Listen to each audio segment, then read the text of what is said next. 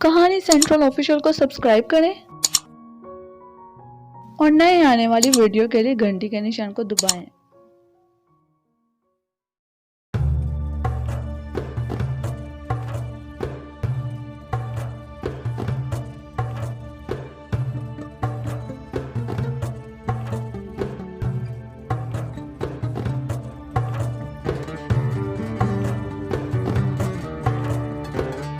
अस्सलामुअलैकुम एवरीवन।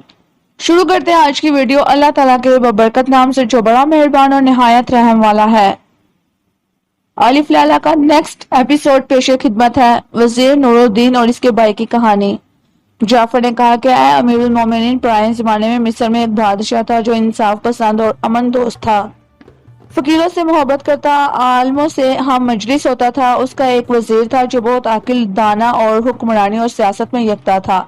वो बहुत बूढ़ा हो चुका था। इसके दो बेटे थे, गोया वो दो चांद थे और हुस्न जमाल में बेनजीर थे। बड़े का नाम शमसुद्दीन मोहम्मद और छोटे का नूरुद्दीन अली था। छोटा खूबसूरती और मलाहत में बड़े से ज्यादा था, यहाँ तक कि दूसरे मुल्कों के लोग उसके हुस्न का चर्चा सुनकर उसके पास आते थे ताकि उसके हुस्न का नजारा करें। अब ऐसा इत्तेफाक हुआ कि इसका बाप फोत हो गया। सुल्तान को इसका बड़ा रंज हुआ। इसने दोनों बेटों को बुलाकर उन्हें अपना मुकर्रब खास बनाया और उन्हें खलअत अता की और उनसे कहा कि तुम मेरे पास अपने बाप के हो, लिहाजा परेशान खातिर मत हो। वो खुश हो गए। उन्होंने उसके सामने जमीन को बोसा दिया और पूरे 1 महीने अपने बाप के सोग में रहे। उसके बाद वो वजीर के ओहदे पर आए और इस तरह हुक्मरानी करने लगे जिस तरह कि उनका बाप करता था। जब कभी बादशाह सफर पर जाता तो इनमें से एक इसकी मुसारजत में रहता। एक रात जबकि बड़े भाई के सुल्तान के साथ सफर करने की बारी थी, ये इत्तेफाक पेश आया कि बातों बातों में बड़े भाई ने छोटे से कहा कि हम दोनों का ब्याह एक ही रात में हो। छोटे भाई ने कहा कि जैसा तेरा जी चाहता है कार, मुझे तेरा कहना मंजूर है। इस पर दोनों मुत्तफिक हो गए। इसके बाद बड़े भाई ने छोटे से कहा कि अगर खुदा ने ऐसा ही किया, हम दोनों ने दोनों बहनों से शादी की और एक ही रात उनके साथ मुजामत की और एक ही दिन में दोनों बच्चे पैदा हुए और खुदा को मंजूर हुआ कि तेरी बीवी के लड़का पैदा हुआ, मेरी बीवी की लड़की, तो हम इन दोनों का ब्याह आपस में कर देंगे क्योंकि वो छिछड़े भाई बहन होंगे। नूरुद्दीन ने कहा कि भाई ये तो बता, तू मेरे बेटे से अपनी बेटी का कितना महर लेगा। उसने जवाब दिया कि मैं तेरे बेटे से अपनी बेटी के लिए 3000 दिनार और 3 बाग और 3 जगीरे लूंगा और अगर लड़के ने इसे कम मुआहदे में लिखा तो ये ना माना जाएगा। जब नूरुद्दीन ने ये बात सुनी तो कहने लगा, ये भी कोई महर है जिसकी शर्त तो मेरे बेटे से करना चाहता है। तुझे मालूम नहीं कि हम भाई भाई हैं और खुदा के फजल से हम दोनों वजीर हैं, हम दोनों का एक सा रुतबा है। तुझे तो ये लाजिम है कि तू अपनी बेटी मेरे बेटे को बगैर महर के दे और अगर महर का होना लाबदी है तो थोड़ा सा महर मुकर्रर कर दीजिए ताकि लोग जान जाएं कि महर बंदा है। तुझे मालूम है कि लड़का लड़की से बेहतर होता है और मेरा लड़का है और लड़के से हमारा नाम चलेगा ना कि तेरी लड़की से। उसने भी पूछा कि तो फिर इससे क्या होगा। नूरुद्दीन ने जवाब दिया कि इसकी वजह से उम्रा में हमारा नाम होगा, लेकिन तू चाहता है कि मेरे साथ वो मामला करे जो इस शख्स के साथ किया गया था जो अपने एक दोस्त के पास एक हाजत लेकर आया था। तो इसने जवाब दिया कि बिस्मिल्लाह, मैं तेरी हाजत पूरी कर दूंगा। लेकिन कल इस शख्स ने जवाब में ये शेर पढ़ा, अगर तुझे कोई हाजत पेश आ जाए और हाजत रवा करने वाला कहे कि कल तक ठहर जा, तो अगर तू समझदार है तो समझ जाएगा उसके मानी इनकार के हैं। शमसुद्दीन ने कहा कि मैं देखता हूँ कि तू मेरी हितक कर रहा है और अपने बेटे को मेरी बेटी पर तरजीह देता है। बेशक तू नासमझ और इखलाक से मुबल्ला है। तू वजारात में शिरकत का जिक्र करता है, मगर मैं तुझे मालूम नहीं कि मैंने तुझ पर मेहरबानी की कि तुझे अपने साथ वजारत में शरीक कर लिया ताकि तू मेरी मदद करे और मेरा मुअय्यन हो और तेरी दिल शिकनी ना हो। अब चूंकि तू ऐसी बातें करता है, खुदा की कसम मैं अपनी बेटी की शादी तेरे बेटे से हरगिज ना करूंगा, चाहे तू लड़की को सोने ही में क्यों ना तोल दे। जब नूरुद्दीन ने अपने भाई की बातें सुनी तो इसे सख्त गुस्सा आ गया और कहने लगा कि मैं भी अपने बेटे की शादी तेरी बेटी से कभी ना करूंगा। इस पर शमसुद्दीन ने कहा कि मैं कभी इस बात पर रजामंद ना होऊंगा कि तेरा बेटा मेरी बेटी का शौहर बने। अगर मैं ताबड़ काब ना होता तो तुझे मजा चुका देता, लेकिन जब मैं सफर से वापस आऊंगा तो देख लीजिए कि मेरी इज्जत का इक्तजा क्या है। जब नूरुद्दीन ने अपने भाई की बातें सुनी वो तैश में आ गया। उसे दुनिया माफिया की खबर न रही, लेकिन उसने ज़ाहिर न किया और दोनों ने अलग अलग रात गुजारी।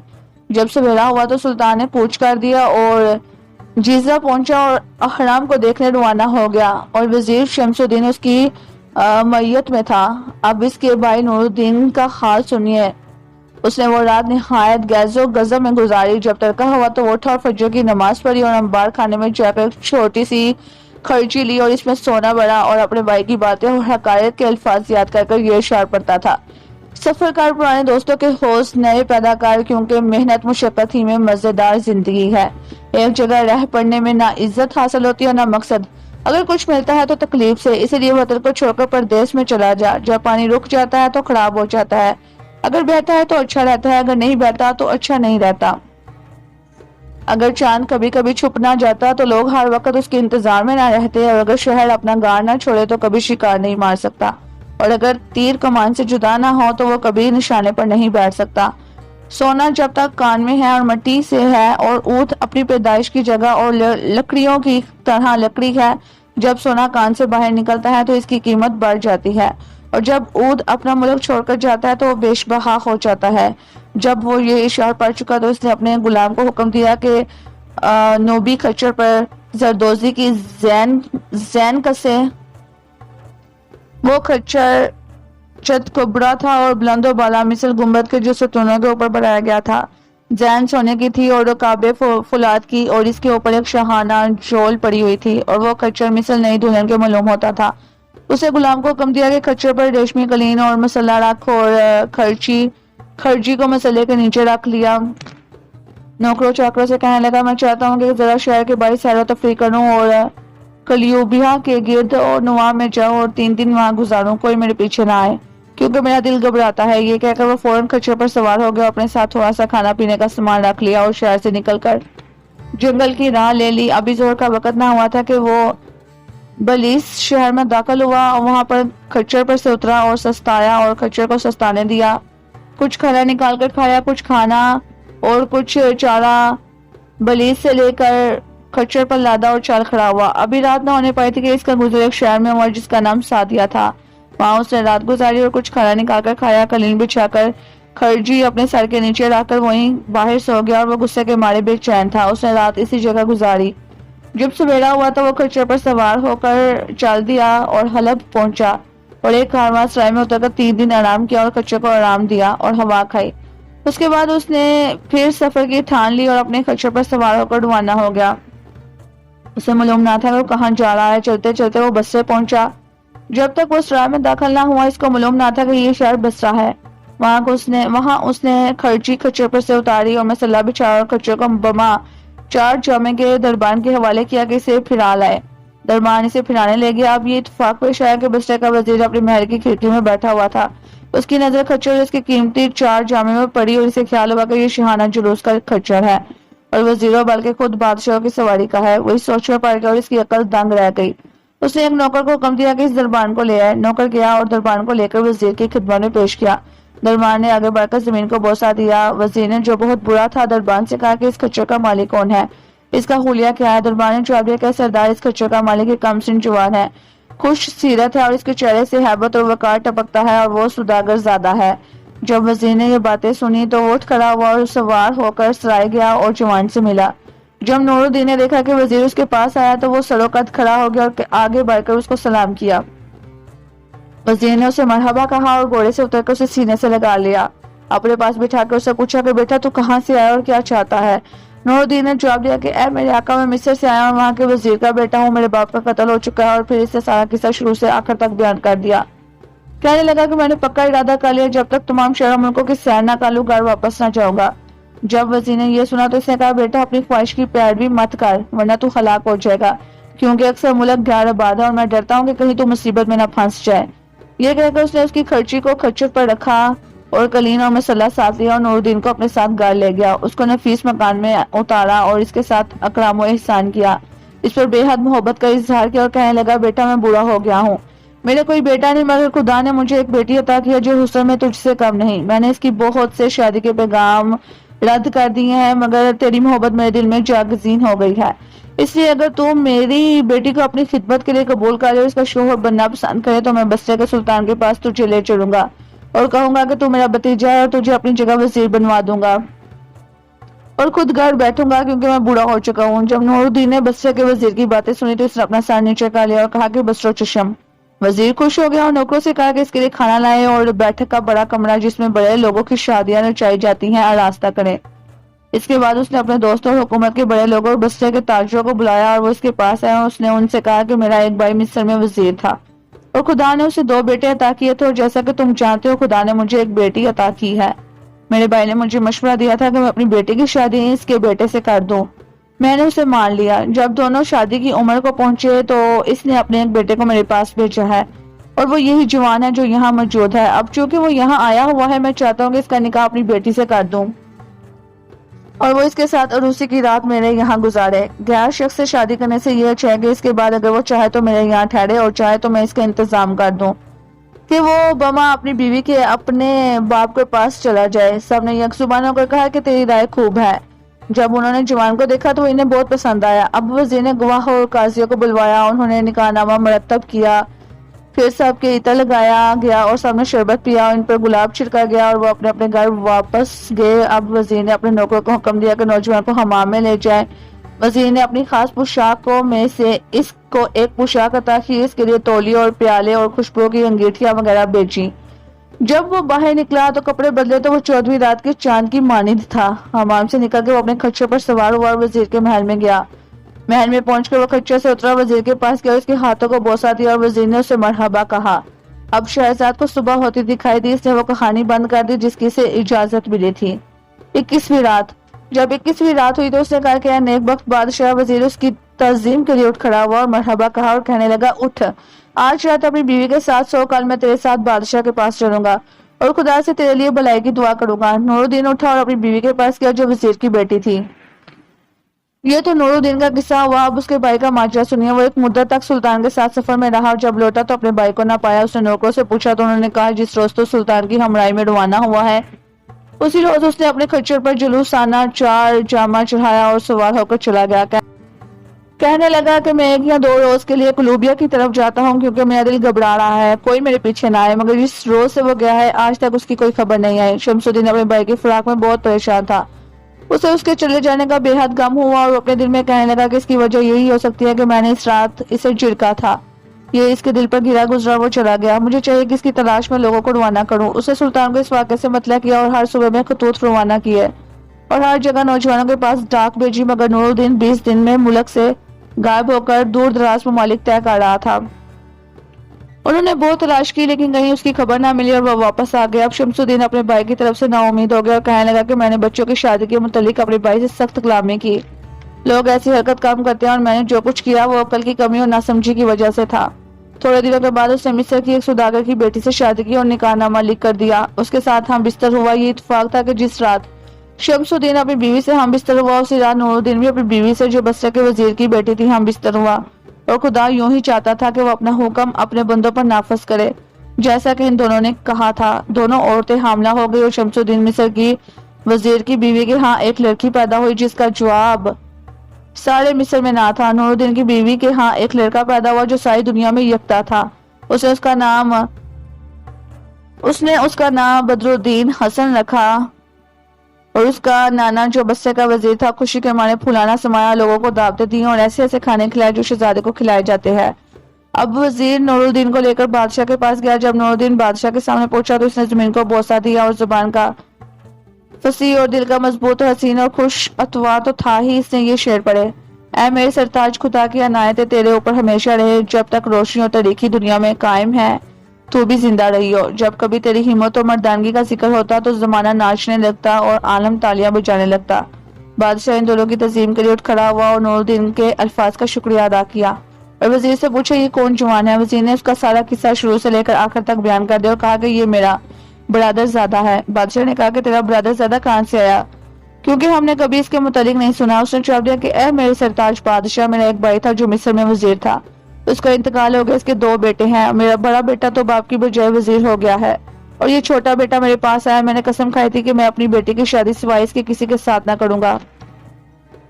جب وہ آیا تو میں نے اس کی شادی اس کے ساتھ کر دی۔ وہ جوان ہے اور میں بوڑھا ہو چکا ہوں اور میری سماعت میں کمی آ گئی ہے، میری سیاست کمزور ہو گئی ہے۔ اب میری درخواست اپنے سرتاج بادشاہ سے ہے کہ میرا عہدہ اسے دے دیا جائے، کیونکہ وہ میرا برادر زاد اور داماد ہے اور وزارت کا مستحق، وہ عقل مند ہے، سیاست دان ہے۔ بادشاہ نے اس کی طرف نظر اٹھا کر دیکھا، اسے پسند آیا اور جو عہدہ وزیر اس کے لیے چاہتا تھا وہ عطا کیا اور وزارت اس کے سپرد کر دی. حکم دیا کہ اسے ایک عالیشان خلعت عطا کی جائے اور اپنے خاص کھچروں میں سے ایک کھچر دیا اور اس کے لیے روزینہ اور مشاہدہ مقرر کر دیا. نور الدین نے بادشاہ کے ہاتھ کو بوسہ دیا اور اپنے سسر کے ساتھ گھر روانہ ہو گیا اور وہ دونوں بہت خوش تھے اور کہتے تھے کہ یہ سب بچے حسن کی برکت ہے. دوسرے روز نور الدین بادشاہ کی خدمت میں حاضر ہوا, زمین کو بوسہ دیا. بادشاہ نے حکم دیا کہ وہ وزارت کی کرسی پر بیٹھے اور وہ بیٹھ گیا, اپنی خدمت انجام دینے لگا. وزیروں کے دستور کے موافق لوگوں کے کاروبار انہیں حکم دینے میں مشغول ہوا. سلطان اسے دیکھتا تھا, اس کے احکام اور عقل و تدبیر اور دوربینی پر متعجب ہوتا تھا. بادشاہ کو اس سے محبت ہو گئی اور اس نے اسے مقرب خاص بنا لیا. جب دربار برخاست ہوا تو نور الدین گھر گیا, اپنے سسر سے سارا معاشرہ بیان کیا. وہ بہت خوش ہوا. نور الدین اب برابر وزارت کے عہدے پر مامور رہا, یہاں تک کہ وہ دن رات میں کبھی سلطان سے جدا نہ ہوتا تھا. بادشاہ نے اس کے روزینے اور مشاہرے میں اضافہ کر دیا, یہاں تک کہ اس کی حالت بہت اچھی ہو گئی اور اس کی ملکیت میں بہت سی کشتیاں ہو گئی جو تجارت کا مال لے کر ادھر ادھر جاتی تھی, اور بہت سے مفید اور کالے غلام اور دولاب اور باغ اس نے بہت سے گاؤں آباد کیے. جب اس کے بیٹے حسن کی عمر 4 سال کی ہوئی تو بڑے وزیر کا انتقال ہو گیا جو نور الدین کا سسر تھا. اس کی تجزیہ و تکفین میں بہت کچھ خرچ کر کے اسے دفن کیا. اب نور الدین نے اپنے بیٹے کی تعلیم و تربیت کی طرف توجہ کی. جب وہ 7 سال کا ہوا اسے گھر پر پڑھانے کے لیے ایک فقیہ مقرر کیا اور اس سے کہا کہ علم و ادب اور اچھی تربیت سکھا. اس نے اسے پڑھایا, چند سال کی مدت میں اسے مختلف علوم اور قرآن حفظ کروایا. حسن روز بروز خوبصورتی اور قد و کمر اور اعتدال میں بڑھتا جاتا تھا.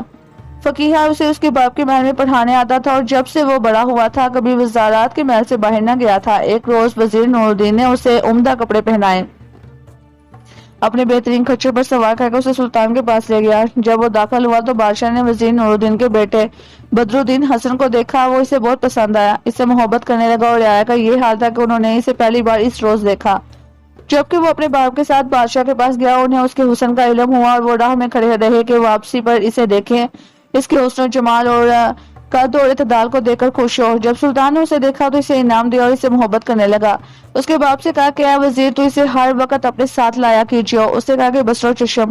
اپنے بیٹے کو لے کر گھر گیا. وہ اسے ہر روز بادشاہ کے پاس لے جاتا تھا, یہاں تک کہ وہ 15 سال کا ہو گیا. اس کا باپ وزیر نور الدین ضعیف ہو گیا. اس نے اپنے بیٹے کو اپنے پاس بلا کر کہا, بیٹا تجھے معلوم ہونا چاہیے کہ دنیا فنا ہونے والی اور آخرت ہمیشگی کا گھر ہے. میں چاہتا ہوں کہ تجھے چند وصیتیں کر دوں, اس لیے جو کچھ میں کہتا ہوں اسے سمجھ اور اپنے ذہن کو اس کی طرف مائل کر. اس نے یہ وصیت کی کہ لوگوں کے ساتھ اچھا برتاؤ کرنا, تدبیر سے کام کرنا چاہیے. اب نور الدین اپنے بھائی اور وطن اور ملک کو یاد کر کر رونے لگا. اب آپ کی جدائی اس پر گرا گزر رہی تھی. وہ اپنے آنسو پہنچتا جاتا تھا. جب رونا بند ہوا تو اپنے بیٹے کی طرف متوجہ ہو کر کہنے لگا کہ وصیت سے پہلے میں تجھ سے یہ کہنا چاہتا ہوں, تیرا ایک چچا ہے جو مصر میں وزیر ہے.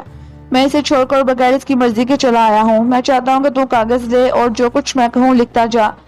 بدر الدین حسن نے کاغذ کا ایک ورق لیا اور جو کچھ اس کا باپ کہتا جاتا تھا وہ لکھتا جاتا تھا. پہلے باپ نے سارا معاشرہ شروع سے آخر تک لکھوایا. اپنی شادی اور وزیر کی بیٹی کے ساتھ مجاہمت کی تاریخ لکھوائی اور وہ تاریخ جبکہ وہ بصرے میں پہنچا اور وزیر سے ملا تھا. پھر یہ کہ اب جھگڑا ہوئے 40 سال سے زیادہ ہو گئے ہیں, اور یہ کہ میرا خط بھائی کے نام اور میں اپنے بعد اسے خدا کے سپرد کرتا ہوں. اب اس نے خط کو بند کر کے مہر لگا دی اور کہنے لگا, بیٹا حسن میری وصیت یاد رکھی اور اس رکے کے اندر تیرا شجرہ اور حسب نسب درج ہے.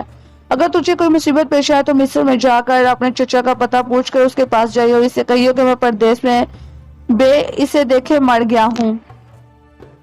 بدر الدین حسن نے رکا لے کر لپیٹا اور قمیض اور ابا کے درمیان سی لیا اور اس کے اوپر لٹکا اور اس کے اوپر ٹپکا باندھ لیا اور اپنے باپ اور اس کی جدائی پر گیا زاری کرنے لگا.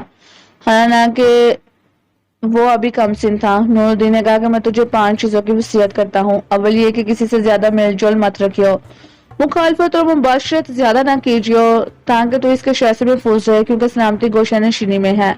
دوم یہ کہ کسی پر ظلم نہ کیجیے ورنہ زمانہ تیرے اوپر ظلم کرے گا کیونکہ زمانہ ایک روز تیرے موافق ہوگا ایک روز مخالف. دنیا ایک قرضہ ہے جو ادا کرنا پڑے گا. سوئم خاموشی اختیار کیجیے اور دوسروں کے عیب چھوڑ کر اپنے عیبوں کو دیکھیو. مثل ہے کہ جس نے خاموشی اختیار کی وہ آفتوں سے بچ گیا. چہارا میں بیٹا شراب پینے سے دور رہیو کیونکہ شراب سارے فتنوں کی جڑ ہے, وہ عقل کو زائل کر دیتی ہے. خدا بچائے شراب پینے سے. پنجہ میں بیٹا اپنے مال کو بچائیو تاکہ وہ تجھے بچائے. اپنے مال کی حفاظت کیجیو تاکہ وہ تیری حفاظت کرے. اسراف نہ کیجیے ورنہ ذلیل لوگوں کے آگے ہاتھ پھیلانا پڑے گا. درہم کی حفاظت کیجیے کیونکہ وہ مرہم ہے. नूरुद्दीन ये वसीयत का ही इरादा उसकी जान निकल गई और घर में रोना पीटना मच गया और सुल्तान और सारे उमरा गमजदा हो गए। इसको दफन किया गया। बदरुद्दीन अपने बाप के सोग में 2 महीने तक रहा था कि वो ना सवार हुआ और ना दफ्तर गया और ना सुल्तान से मिला। सुल्तान को इस बात पर बड़ा गुस्सा आया और एक हाजब को इसकी जगह मुकर्रर कर वजीर बना दिया। इसे हुक्म दिया कि नूरुद्दीन के मकानात, माल और इमारतों और मुलाक पर मोहर लगा दे। वजीर रवाना हुआ कि इन पर मोहर लगा दे और बदरुद्दीन हसन को गिरफ्तार करके सुल्तान के सामने ले जाए ताकि वो अपनी राय के मुताबिक कार्रवाई करे। फौज में मरहूम वजीर का एक गुलाम था। जब उसने ये सुना तो वो घोड़ा दुड़ा कर बदरुद्दीन हसन के पास आया। देखा कि वो सर झुकाया, गमगीन और शिकस्ता दिल करके दरवाजे पर बैठा हुआ है। गुलाम ने घोड़े से उतरकर इसका हाथ चूमा और कहा कि ऐ मेरे सरदार के बेटे, बाग मौत आ पहुंची है। हसन कांप उठा और कहने लगा कि क्या है। उसने जवाब दिया कि सुल्तान बरहम हो गया और इसने तेरा मुहासरा करने का हुक्म दिया है। बला तेरे सर पर आ पहुंची है, अपनी जान लेकर भाग। उसने कहा कि मेरे पास इतना वक्त है कि मैं अंदर जाकर कुछ दीनवी चीजें ले लूं जिससे मुझे परदेश में मदद मिले। गुलाम ने जवाब दिया, मेरे सरताज फौरन यहाँ से चल दे और घर का नाम न ले। जब उसने गुलाम की बातें सुनी तो अपना दामन सर पर डालकर चल दिया, यहाँ तक कि शहर के बाहर पहुंचा। यहाँ उसने लोगों को ये कहते सुना कि सुल्तान ने नए वजीर को मरहूम वजीर के घर भेजा है कि वो इसके माल मकानों पर मोहर लगा दे और इसके बेटे बदरुद्दीन हसन को गिरफ्तार कर सुल्तान के पास ले जाए ताकि वो इसे जान से मार दे। लोग उसके उसने जुमर पर अफसोस कर रहे थे। जब उसने लोगों की बातें सुनी तो वो सर उठाकर एक तरफ चल दिया। उसे मालूम ना था कि वो कहाँ जाता है। वो बराबर चलता जा रहा था, यहाँ तक किस्मत उसे उसके बाप की कब्र पर ले गई। मुकबरे में दाखिल होकर कब्रों में घुसता पलता वो अपने बाप के कब्र पर जा बैठा और अपनी अब्बा के दामन से अपना सर ढांप लिया और देखा कि इस पर सुनहरे अल्फाज में ये शायर लिखे हुए थे, ऐ वो शख्स जिसका सितारा और शबनम की तरह चमकदार है, जान के ना तेरी इज्जत और आबरू हमेशा रहेगी और ना तेरी बुजुर्गी। अभी वो अपने बाप की कब्र में बैठा हुआ था कि यहूदी उसके पास पहुंचा जो सराफ मालूम होता था क्योंकि उसके पास एक थैली में बहुत सा सोना था। ये यहूदी हसन बसरा की तरफ बढ़ा और उससे कहने लगा कि ऐ आका, खैर तो है, तेरा रंग क्यों फक है। उसने जवाब दिया कि मैं अभी घर में सो रहा था कि मैंने ख्वाब में देखा कि मेरा बाप मुझसे किसी बात पर ना खुश है। मैं उसे देखने नहीं आता। डर के मारे में जाग उठा। मुझे ये अंदेशा हुआ कहीं ऐसा ना हो कि दिन खत्म हो जाए और मैं इसकी ज़ियारत ना कर सकूं, मुझे इसे तकलीफ पहुंचे। यहूदी ने उसे कहा कि आका, तेरे बाप ने चंद कश्तियां तजारत के लिए रवाना की थी और बाज इनमें से वापस आ गई है। मैं चाहता हूँ कि इन 1000 दिनार सोने के इवज इस कश्ती का माल खरीदूं जो सबसे पहले आई है। ये कहकर यहूदी ने एक थैली निकाली जिसमें सोना भरा हुआ था। इसमें से 1000 दिनार गिनकर वजीर ज़ादे को दी और कहा कि मुझे इनकी रसीद लिखकर अपनी मोहर लगा दे। वजीर ज़ादे ने एक वर्क कागज देकर ये लिख दिया और इसका लिखने वाला वजीर ज़ादा हसन है और उसने 1000 दिनार के इवज अपने बाप की पहली कश्ती का कुल सामान यहूदी इसहा के हाथ बेच डाला। अब उसने जल्दी से दिनार उठा लिया और यहूदी ने वो वर्क ले लिया। हसन अपनी गुज़श्ता इज्जत याद कर रोने लगा, यहाँ तक रोया कि रात हो गई। वो अपने बाप की कब्र का तकिया लगाकर लेट गया। इसे नींद आ गई और उसकी आंख इस वक्त तक ना खुली जबकि चांद ना निकला। उसका सर कब्र पर से फिसल पड़ा और वो बैठ पीठ के बल सोने लगा और उसका चेहरा चांदनी में चमकने लगा। इस मकबरे में मुसलमान जिन रहते थे। इनमें से एक जिन्निया ने हसन को सोते देखा और इसके हुस्न जुमार पर हैरान हुई और वो कहने लगी, सुभान अल्लाह, ये तो जन्नत के लड़कों में से मालूम होता है। ये कह के वो अपनी आदत के मुवाफिक हवा में उड़ गई। इसने वहां एक और जिन को उड़ता देखा। जिन ने उसे सलाम किया और उसने जिन से पूछा कि तू कहाँ से आ रहा है। उसने जवाब दिया कि यहीं से।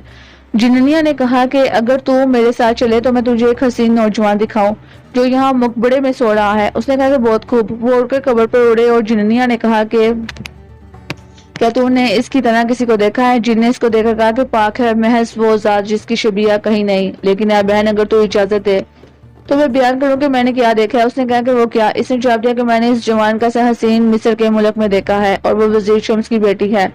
इसकी उम्र तकरीबन 20 साल की है। वो हस्नो जमाल और खूबियों कमाल और कद्दो अतदाल में लाजवाब है। जब वो इस उम्र को पहुंची तो मिस्र के सुल्तान ने उसका शोहरा सुना। इसके बाप को जो वजीर है बुलाकर कहा कि वजीर, मैंने सुना है कि तेरी एक बेटी है, मैं इससे निकाह करना चाहता हूँ।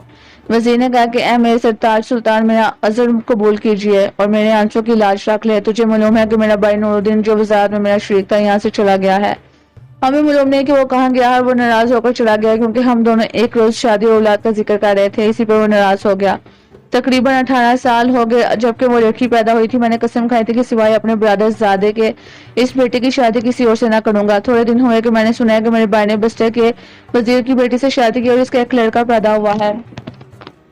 اپنے بھائی کی خاطر میں اپنی بیٹی کی شادی اس کے سوا کسی سے نہ کروں گا۔ میں نے اپنی شادی اور حمل اس لڑکی کی پیدائش کی تاریخیں لکھ رکھی ہے، اسے اپنے برادر ساتھ سے منسوب کر رکھا ہے۔ ہمارے آقا سلطان کے لیے بہت سی لڑکیاں ہیں۔ جب سلطان وزیر کی باتیں سنی تو وہ طیش میں آ گیا اور کہنے لگا کہ اگر مجھ جیسا تجھ جیسے کی بیٹی سے شادی کرے تو یہ تجھ پر احسان کرنا ہے، اور تو ہے کہ ہیلے بہانے کرتا ہے۔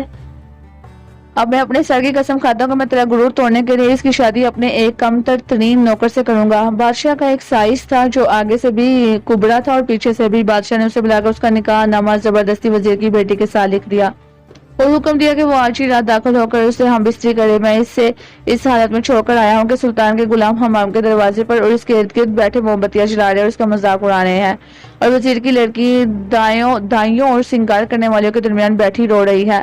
وہ لڑکی اس جوان سے بے حد مشابہ ہے اور اس کے باپ کو حکم ملا ہے کہ وہ اپنی بیٹی کے پاس نہ جائے۔ اے بہن، میں نے اس کبرے سے زیادہ ڈرونی شکل کا انسان نہیں دیکھا، وہ لڑکی اس جوان سے بھی زیادہ خوبصورت ہے۔ اب شہزاد کو صبح ہوتی دکھائی دی، اس نے وہ کہانی بند کر دی جس کی اسے اجازت ملی تھی۔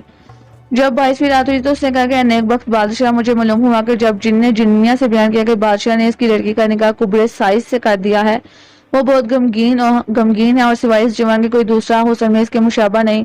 تو جنیا نے کہا کہ تو جھوٹ کہتا ہے کیونکہ یہ جوان دنیا بھر میں زیادہ خوبصورت ہے۔ جن نے اس کی تردید کی اور کہا کہ اے بہن، خدا کی قسم، لڑکی اس سے زیادہ خوبصورت ہے، لیکن سوائے اس کے اور کوئی اس کے قابل نہیں کیونکہ وہ ایک دوسرے سے مشابہ ہیں اور سگے چچیرے بھائی بہن معلوم ہوتے ہیں۔ افسوس کہ یہ کبرا اس کے پلے پڑا ہے۔ جنیا نے کہا کہ بھائی چل ہم اس کے نیچے داخل ہو جائیں، اسے اٹھا کر لڑکی کے پاس لے چلیں جس کا تو ذکر کرتا ہے، اور دیکھیں کہ دونوں میں کون زیادہ خوبصورت ہے۔ جن نے کہا کہ بسرو چشم، یہ تو نے ٹھیک کہا اور تیری رائے اس وقت بہترین ہے، میں ابھی اسے اٹھائے لاتا ہوں۔ یہاں تک کہ وہ جن سے لے کر مصر شہر میں اترا اور اسے ایک اڈے پر بٹھا کر جگا دیا۔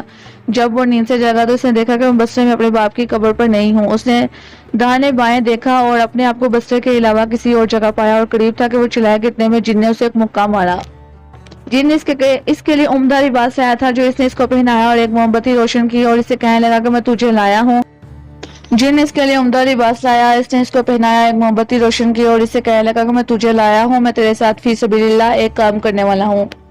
اس موم بتی کو اپنے ہاتھ میں لے اور اپنے سامنے والے حمام کی طرف جا اور لوگوں میں شریک ہو جا، ان کا ساتھ نہ چھوڑیو جبکہ تو دلہن کے کمرے کے پاس نہ پہنچ جائیو۔ اس کے بعد آگے بڑھ کے کمرے میں داخل ہو جائیو اور کسی سے نہ ڈریو۔ داخل ہوتے ہی کبرے دولہے کی داہنی طرف ٹھہر جائیو اور سنگار کرنے والی اور ڈومنیوں اور دائیوں میں سے جو تیرے پاس آتی جائے ان کے لیے اپنے جیب میں ہاتھ ڈالیو، جو سونے سے بڑی ہوں گی اسے جلدی سے نکال کر ان کی طرف پھینک دیجیو اور کچھ فکر مت کیجیو کیونکہ جتنی بار تو جیب میں ہاتھ ڈالے گا اسے سونے سے بڑا پائے گا۔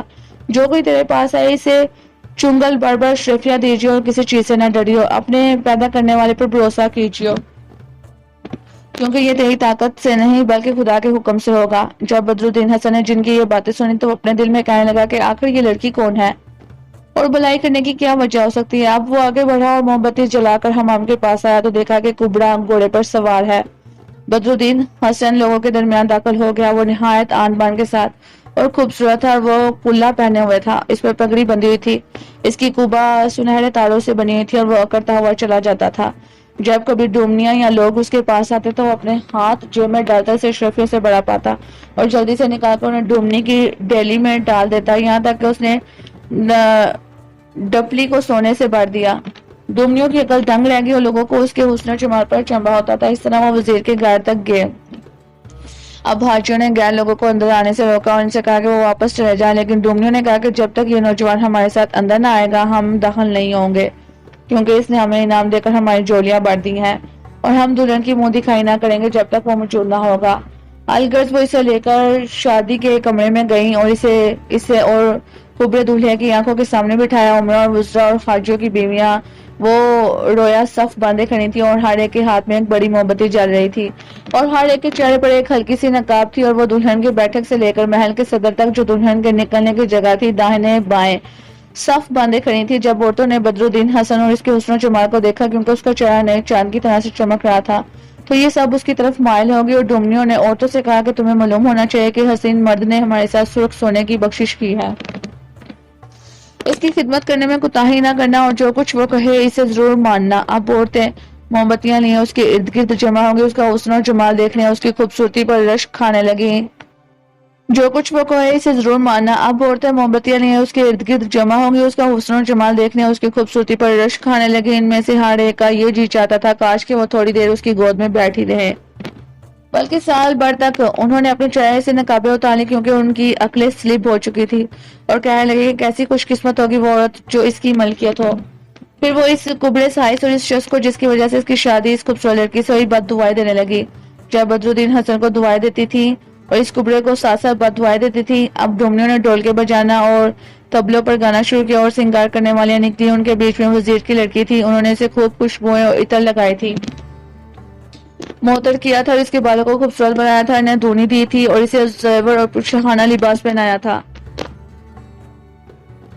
مجنملہ اس کے لباس کی ایک پوشاک تھی جس پر سرخ سونے کے بیل، بوٹوں اور جانوروں اور چڑیوں کی تصویریں تھیں، اور وہ پوشاک قبا کی طرف لباس کے اوپر پڑی ہوئی تھی، اور ان کے گلے میں کئی ہزار دینار کا یمنی ہار پڑا ہوا تھا جس میں ایسے ہیرے جڑے تھے جو نہ طبیق اور نہ کیسر کو کبھی نصیب ہوئے ہوں گے۔ دلہن چودھویں رات کے چاند کی طرح تھی، جب وہ سامنے آئی تو ایسا معلوم ہوتا تھا گویا وہ جنت کی حور ہے۔ پاک ہے وہ ذات جس نے اس کھوبڑی کے ساتھ پیدا کیا۔ جب عورتوں نے اسے چاروں طرف سے گھیر لیا تو ایسا معلوم ہوتا تھا گویا وہ تارے ہے اور دلہن چاند، وہ ابھی بادلوں میں سے نکلا ہے۔ بدرالدین حسن بیٹھا ہوا تھا، لوگ اسے دیکھنے میں مہم تھے کہ اتنے میں دلہن ناز و ادا سے چلتی آئی۔ کبرا سائز اٹھا کہ اسے بوسہ دے، لیکن لڑکی نے اس کی طرف سے منہ پھیر لیا اور دوسری طرف چل دی، یہاں تک کہ وہ اپنے چچیرے بھائی کے سامنے پہنچی۔ جب لوگوں نے دیکھا کہ وہ بدرالدین حسن کی طرف مائل ہے تو وہ زور زور سے ہنسنے لگے اور ڈومنیاں چلانے لگیں۔ اس نے فوراً جیب میں ہاتھ ڈالا اور اشرفیاں نکال کر ڈومنیوں کے ڈولک میں ڈال دی، اور وہ خوش ہو گئی، کہنے لگی کہ ہم چاہتے ہیں کہ یہ تیری دلہن بنے۔ حسن مسکرایا اور سب کے سب اس کی طرف دیکھنے لگے۔ کبرا سائز بندر کی طرح اکیلا رہ گیا۔ جب لوگ اس کے لیے موم بتی جلاتے تھے تو وہ نہ جلتی تھی، یہاں تک کہ وہ ششدر رہ گیا، اندھیرے میں بیٹھا ہوا دل میں پڑ رہا تھا۔ لیکن بدرالدین حسن کے سامنے لوگ موم بتیاں لیے کھڑے تھے، اور جب اس نے دیکھا کہ ایک طرف تو دولہا اندھیرے میں اکیلا کھڑا ہے، دوسری طرف وہ لوگ خود لوگوں کے درمیان ہے اور موم بتیاں اس کے آگے چل رہی ہے، تو وہ حیران ہو گیا اور سخت تعجب ہوا۔ جب بدرالدین حسن نے اپنی چچیری بہن پر نظر ڈالی تو وہ خوشی کے مارے پھولانا سمایا۔ اس نے دیکھا کہ اس کا چہرہ حسن کی چمک دمک دکھا رہا ہے اور وہ سرخ اطلس کی پوشاک پہنے ہوئے ہے۔ اب سنگار کرنے والیوں نے اسے منہ دکھائی کی پہلی خلعت پہنائی، اور جب وہ اپنے حسن کے غرور میں مٹک مٹک کر چلنے لگی تو عورتوں اور مردوں دونوں کی عقلیں زائل ہو گئیں۔ جب انہوں نے یہ پوشاک بدل کر دوسری آسمانی رنگ کی پوشاک پہنائی، جب وہ اس لباس میں باہر نکلی تو ایسا معلوم ہوتا تھا کہ چاند نکل آیا۔ اس کے بال کالے کالے تھے، رخسار نرم نرم، چہرہ ہنس مکھ، سینہ ابھرا ہوا، پہلو اور کلائیاں نرم نرم، اور وہ منہ دکھائے گی دوسری پوشاک پہنے ہوئی تھی۔ پھر انہوں نے تیسری پوشاک بدلی اور گھنے بال اس کے اوپر چھوڑ دیے، اور کالی اور لمبی لٹیں بکھر رہی تھیں جو کالی راتوں کی طرح سیاہ اور طویل معلوم ہوتی تھیں۔ وہ اپنی جادو بڑی آنکھوں سے دلوں پر تیر چلانے لگی، اور تیسری پوشاک اس کے بدن پر تھی۔ جب انہوں نے چوتھی پوشاک بدلی تو وہ نکلتے ہوئے سورج کی طرف سامنے آئی اور ناز و ادا سے جھوم جھوم کر چلنے اور غزالوں کی طرح سے دیکھنے اور اپنی پلکوں کے تیروں سے دلوں کو پاش پاش کرنے لگی۔ پھر وہ پانچویں پوشاک میں نکلی مثل ایک پیاری لڑکی، گویا وہ بیت کی چھڑی تھی یا پیاسا ہرن، اور اس کی لٹوں کے بیچ چھو رینگ رہے تھے، وہ ان کے عجائبات ظاہر ہو رہے تھے۔ اس کے کوہلے مٹک رہے تھے اور گردن اٹھی ہوئی تھی۔ اس کے بعد انہوں نے ایک سبز پوشاک میں اس کی منہ دکھائی کی اور اس کے سیدھے قد کے آگے نیزہ شرمانے لگا، اور وہ سارے جہاں کے حسینوں سے بازی لے گئی، اور اس کے چہرے کی چمک دمک کے آگے 14ویں رات کا چاند مدھم پڑ گیا۔ اس کے حسن و جمال نے اس کی آرزویں پوری کر دی، اور اس کی لوچ اور لچک کے آگے نئی ٹہنیاں شرمندہ تھی، اور وہ اپنی خوبروئی سے دلوں کو چکنا چور کر رہی تھی۔ پھر انہوں نے ساتویں پوشاک میں منہ دکھائی کی جو دہاڑی رنگ کی تھی۔ جب دلہن نے آنکھیں کھولی تو کہنے لگی کہ خدایا اس شخص کو میرا شوہر بنا اور اس سے کبرے سائز سے میرا پیچھا چھڑا۔ ان لوگوں نے ساتوں کی ساتوں منہ دکھائیاں بدرالدین حسن کے سامنے کی، اور وہ کبرا سائز ایک طرف بیٹھا رہا۔ جب وہ اس سے فارغ ہوئی تو لوگوں نے کہا کہ اب جاؤ، اور تمام عورتیں اور لڑکے لڑکیاں جو تماشے میں مشغول تھے چلے گی، اور محض بدرالدین حسن اور کبرا سائز باقی رہ گئے۔ اب سنگار کرنے والیاں دلہن کے کمرے میں داخل ہوئی تاکہ اس کے کپڑے اور زیور اتار کر اسے دلہا کے لیے تیار کریں۔ اس پر کبرا سائز بدرالدین حسن کے پاس آیا اور کہنے لگا، اے میرے آقا، تیری وجہ سے آج کی رات خوب کٹی اور تو نے اپنے احسانات سے ہمیں مالا مال کر دیا، تو اب اٹھ کر باہر جا۔ اس نے کہا کہ بسم اللہ، وہ اٹھ کر دروازے کے باہر چلا گیا۔ جن نے اسے دیکھا کہا کہ بدرالدین ٹھہر، جب کبرا پہانے کھانے جائے تو فوراً اندر جا کر دلان میں بیٹھ جائیے۔ جب دلہن سامنے آئے تو اسے کہیے کہ میں تیرا شوہر ہوں۔ بادشاہ نے یہ چال اس لیے چلی تھی کہ کہیں نظر نہ لگ جائے، اور جس شخص کو تو نے دیکھا ہے وہ ہمارا ایک سائز ہے۔ پھر تو آگے بڑھ کر اس کا چہرہ کھولیو کیونکہ ہم اپنی غیرت مندی کے لیے کام کر رہے ہیں۔ جن بدرالدین سے یہ باتیں کر رہا تھا کہ سائز نکل کر پہاڑے میں گیا اور کھڈی پر بیٹھ گیا۔ اب جن جو بچے کے پانی میں سے چوہے کی شکل میں نکل اور زیگ زیگ کرنے لگا۔ کبڑے نے کہا کہ خیر تو ہے، تجھے کیا ہوا؟ اب چوہا بڑھتے بڑھتے بلی بن گیا اور میاؤں میاؤں کرنے لگا، پھر بڑھ کر کتا ہو گیا اور اماؤں اماؤں کرنے لگا۔ جب سائنس نے یہ دیکھا تو ڈر گیا، کہنے لگا کہ دور ہو اے منحوس، لیکن کتا بڑھ کر گدھے کے برابر ہو گیا، اس کے آگے رینگنے اور چلانے لگا، حق حق۔ اب وہ اور بھی ڈر گیا، کہنے لگا کہ اے گھر والو دوڑیو۔ اب گدھا بڑھتے بڑھتے بینس کے برابر ہو گیا، اس کا راستہ روک لیا اور انسان کی طرح باتیں کرنے لگا اور اسے کہا کہ لعنت ہو تجھ پر اے کبڑے، اے گندے سائز کے سائز کے پیٹ میں درد ہونے لگا اور وہ بغیر کپڑے اتارے کھڈی پر بیٹھ گیا اور ڈر کے مارے اس کے دانت بجنے لگے۔ اب جن نے اسے کہا کہ دنیا تیرے اوپر اتنی تنگ ہو گئی تھی کہ تجھے میری مشوقہ کے علاوہ اور کوئی نکاح کے لیے نہیں ملا۔ سائز چپ تھا اور جن نے کہا جواب دے ورنہ میں تجھے زمین کے اندر گاڑ دوں گا۔ اس نے کہا خدا کی قسم کھاتا ہوں میرا کوئی گناہ نہیں، لوگوں نے میرے ساتھ زبردستی کی ہے، مجھے معلوم نہ تھا کہ اس کے عاشق جن ہے، میں خدا کے سامنے اور پھر تیرے سامنے توبہ کرتا ہوں۔ جن نے کہا میں قسم کھاتا ہوں اگر تو اس وقت یہاں سے نہ نکلا یا سورج نکلنے سے پہلے کوئی بات کی تو میں تجھے قتل کر ڈالوں گا۔ جب سورج نکل چکے تو یہاں سے نکل کر چل دیجیے اور پھر کبھی مکان کی طرف رخ نہ کیجیے۔ اب دیو نے کبڑے سائز کو پکڑ کر اسے سر کے بال کھڈی میں کھڑا کر دیا اور اس کے پاؤں اوپر کی طرف کر دیا اور کہنے لگا میں تجھے یہاں چھوڑتا ہوں مگر سورج نکلنے تک میں تجھ پر پہرا داری کروں گا، یہاں تک تو کبڑے کا قصہ ہوا۔ اب بدرالدین حسن البصری کا قصہ سنیے۔ اس نے کبڑے اور جن کو جگرتا چھوڑا اور مکان میں داخل ہوا اور دلان کے بیچ میں آ کر بیٹھ گیا۔ اتنے میں دلہن آئی، اس کے ساتھ ایک بڑھیا تھی۔ بڑھیا کمرے کے دروازے پر ٹھہر گئی، کہنے لگی یا سرو قد والے اٹھ اور خدا کی امانت لے۔ یہ کہہ کر بڑھیا الٹے پاؤں پھر گئی اور دلہن نے دلان میں قدم رکھا۔ اس کا نام ست الحسن تھا اور اس کا دل ٹوٹا ہوا تھا، اپنے دل میں کہہ رہی تھی کہ اپنے آپ کو اس کے حوالے ہرگز نہ کروں گی، چاہے وہ مجھے قتل ہی کیوں نہ کر ڈالے۔ جب وہ دلان کے اندر پہنچی تو اس کی نظر بدرالدین حسن پر پڑی اور وہ کہنے لگی اے پیارے تو اب تک یہی کھڑا ہے؟ میں اپنے دل میں کہہ رہی تھی کہ تیری اور کبڑے سائز کی شرکت میں ہوں۔ بدرالدین حسن نے کہا کہ سائز کی کیا مجال کہ وہ تیرے قریب ہی آئے، بھلا اس کی یہ قدرت ہو سکتی ہے کہ وہ تجھ میں میرا شریک ہو؟ لڑکی نے کہا کہ میرا شوہر کون ہے، تو یا وہ؟ بدرالدین نے کہا کہ ست الحسن، ہم نے اس کا مذاق اڑانے کے لیے یہ سوانگ باندھا تھا، تو نے دیکھا نہیں کہ سنگار کرنے والی اور ڈومنیاں اور تیرے گھر والیاں تیری منہ دکھائی میرے سامنے گا رہی تھیں۔ تیرے باپ نے اسے 10 دینار دے کر کرائے پر بلایا تھا تاکہ ہم پر نظر نہ لگے، اب وہ چل دیا ہے۔ جب ست الحسن نے بدرالدین کی باتیں سنی تو وہ مسکرائی، خوش ہو کر نہایت ناز و ادا سے ہنسنے لگی۔ اس نے کہا کہ خدا کی قسم تو نے میرا غم دور کر دیا ہے۔ وہ تجھے خدا کی قسم دیتی ہے کہ مجھے اپنے پہلو میں لے لے اور اپنے سینے سے لگا لے۔ وہ بڑھنا تھی اور پاؤں سے لے کر گردن تک کوئی کپڑا نہ تھا، اس لیے اس کا اندام نہانی اور کوہلے بھی ننگے تھے۔ جب بدرالدین نے یہ دیکھا تو وہ بھی اٹھ کھڑا ہوا اور اپنے کپڑے اتار ڈالے، اسے سونے کی تھیلی کو جس میں یہودی کے دیے ہوئے 1000 دینار تھے اپنے پاجامے میں لپیٹ کر بچھونے کے نیچے رکھ دیا، اپنی پگڑی اتار کر کرسی پر لٹکا دی اور محض ایک قمیض پہنے رہا اور اس قمیض میں سنہرے بیل بوٹے تھے۔ اب سباب الحسن اٹھی اور اس نے اپنی طرف اسے کھینچا، بدرالدین نے اسے اپنی طرف کھینچا، اسے لپٹا لیا، اس کی جوانی کے مزے لوٹے اور وہ حاملہ ہو گئی۔ جب بدرالدین فارغ ہو چکا تو دونوں نے ایک دوسرے کے سر کے نیچے ہاتھ رکھا اور لیٹ کر سو گئے۔ یہ تو بدرالدین اس کے چچا زاد ست الحسن کا واقعہ ہوا۔ اب جن اور جننیا کا قصہ سنیے۔ جن نے جننیا سے کہا کہ اٹھ اور جوان کو اٹھا لا، ہم اسے اس کے مکان میں پہنچائے، کہیں ایسا نہ ہو کہ صبح ہو جائے کیونکہ صبح قریب ہے۔ اب جننیا بڑی اور اسے سوتا اٹھا لائی، لے کر اڑ گئی اور وہ محض قمیض پہنے ہوئے اسی حالت میں تھا اور کوئی کپڑا اس کے بدن میں نہ تھا۔ ابھی جننیا اسے لیے اڑ رہی تھی کہ جن اس کے ساتھ ساتھ تھا اور وہ راہ میں تھے کہ صبح ہو گئی اور مؤذن نے حیا علی الفلاح کہنا شروع کیا۔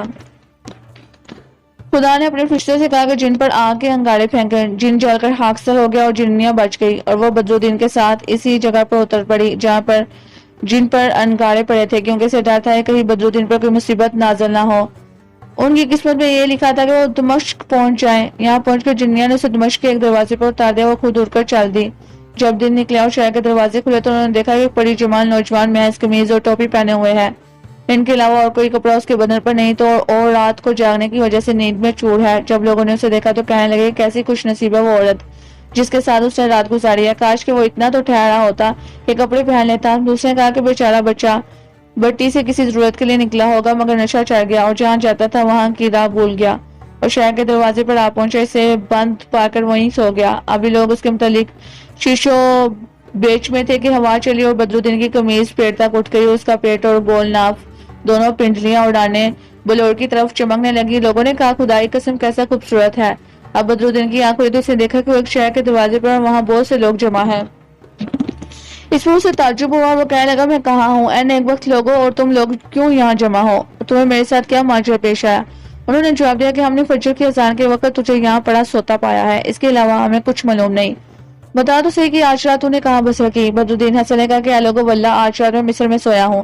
اس پر ایک شخص نے کہا کہ کیا تو بانگ کھاتا ہے؟ دوسرے نے کہا کہ تو پاگل ہے، مصر میں رات گزارتا ہے، لوگوں کے وقت دمشق میں سوتا نظر آتا ہے۔ اس نے کہا کہ اے نیک مرد، خدا کی قسم میں تم سے جھوٹ نہیں کہتا، میں کل رات واقعی مصر میں تھا اور کل دن میں بصرے میں۔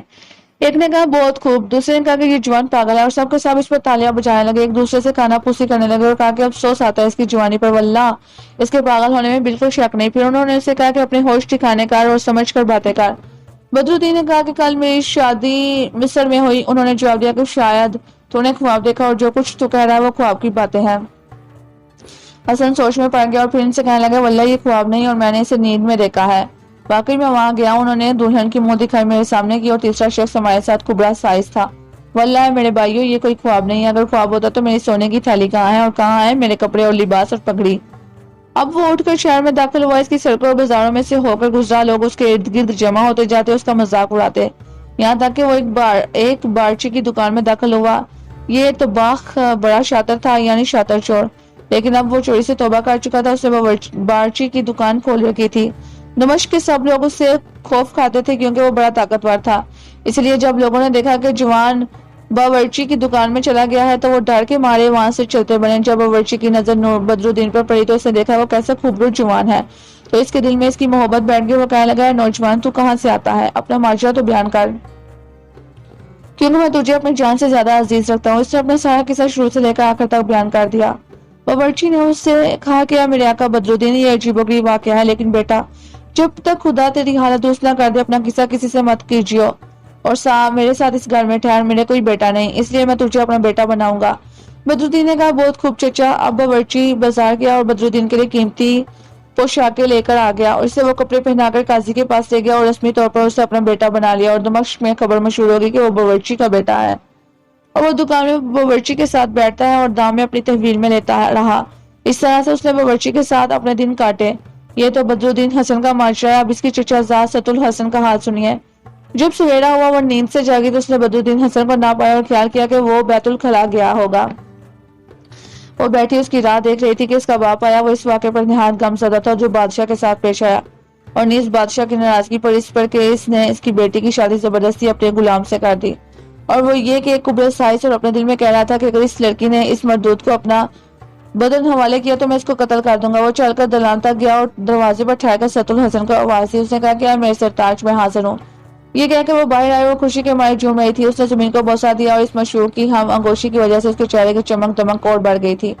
جب اس کے باپ نے اس کی یہ حالت دیکھی تو کہنے لگا کہ اے ملعون، اس سائز کی وجہ سے اتنی خوش ہے؟ جب ست الحسن نے اپنے باپ کو یہ کہتے سنا تو مسکرائی کہنے لگی واللہ میرے ساتھ کافی مذاق ہو چکا ہے، جبکہ لوگ میری ہنسی اڑاتے اور سائز کے متعلق مجھے تانے دیتے تھے جو میرے شوہر کے کٹے ہوئے نہون کے برابر بھی نہیں۔ خدا کی قسم کل رات جیسی میں نے عمر بھر کوئی رات نہیں گزاری۔ اس کبرے کا ذکر کر میرا مذاق مت اڑائے۔ جب اس کے باپ نے اسے یہ کہتے سنا تو وہ غصے میں بڑھ گیا، اس کی آنکھیں نیلی پڑ گئی، وہ کہنے لگا لا تو تجھ پر، یہ تو کیا باتیں کر رہی ہے؟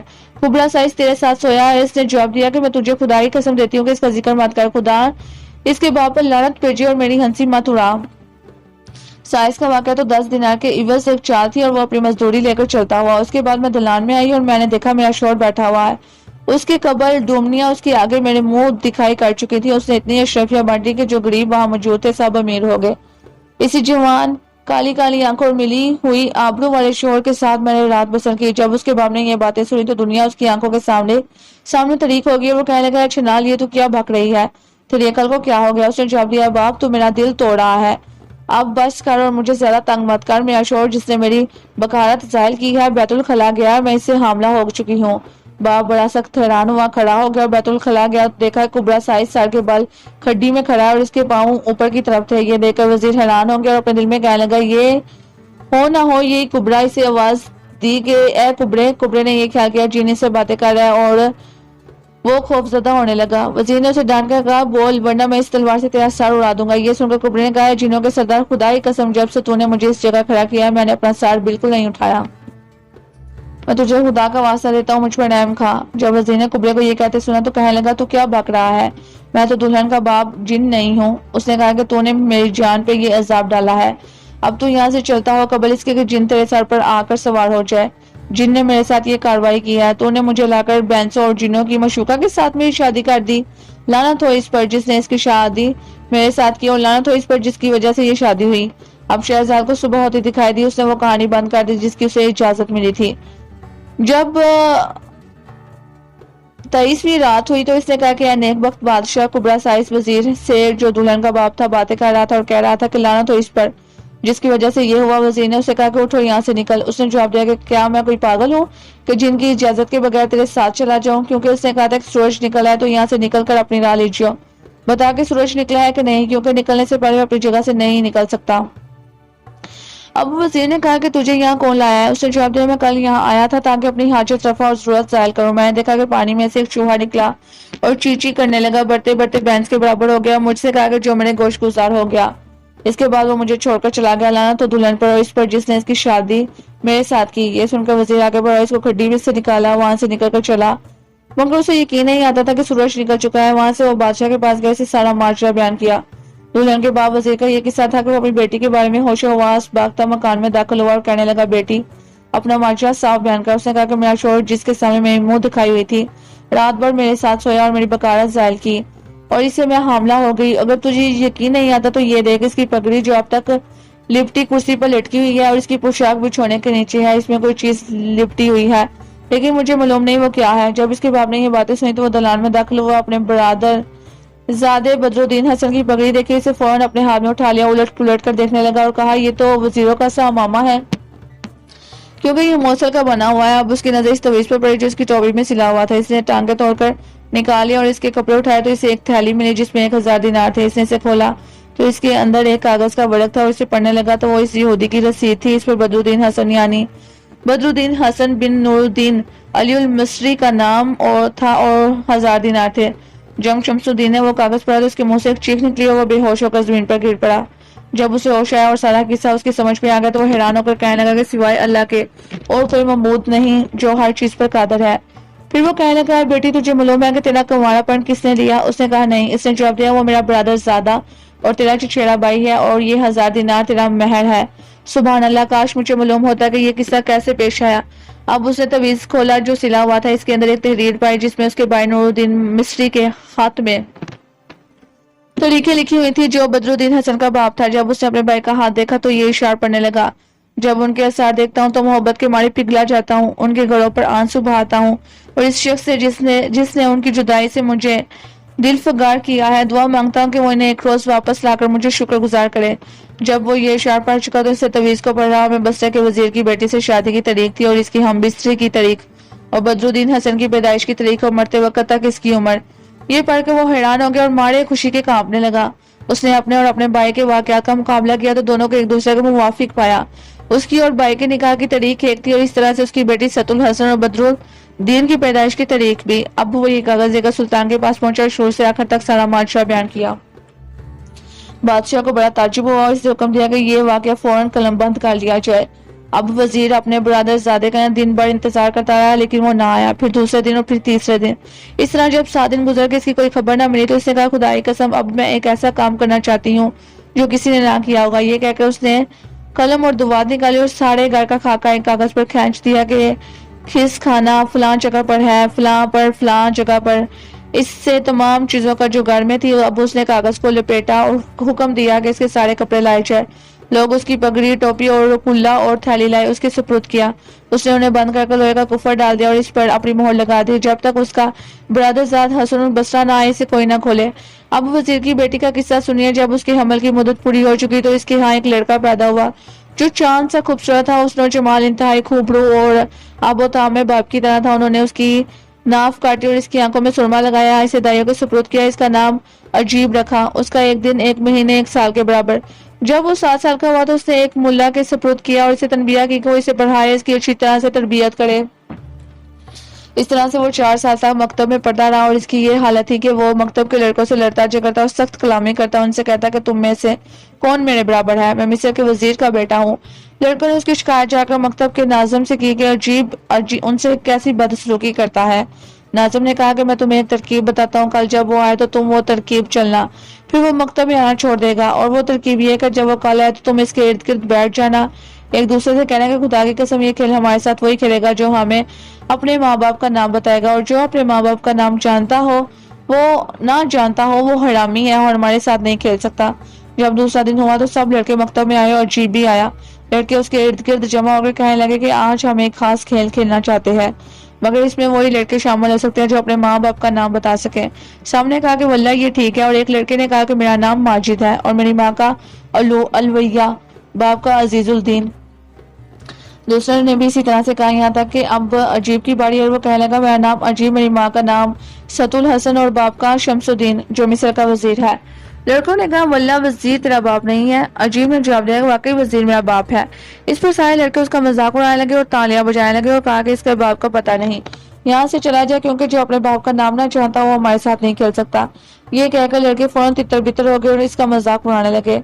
इस पर वो बहुत दिल शिकस्ता हुआ, रोते रोते उसका दम घुटने लगा। नाज़िम ने उससे कहा कि हम जानते हैं कि वजीर तेरा नाना और तेरी माँ सतुल हसन का बाप है, लेकिन तेरा बाप नहीं। ना तू अपने आप को जानता है और ना हम, क्योंकि सुल्तान ने तेरी माँ की शादी कुबरत साइद से कर दी थी।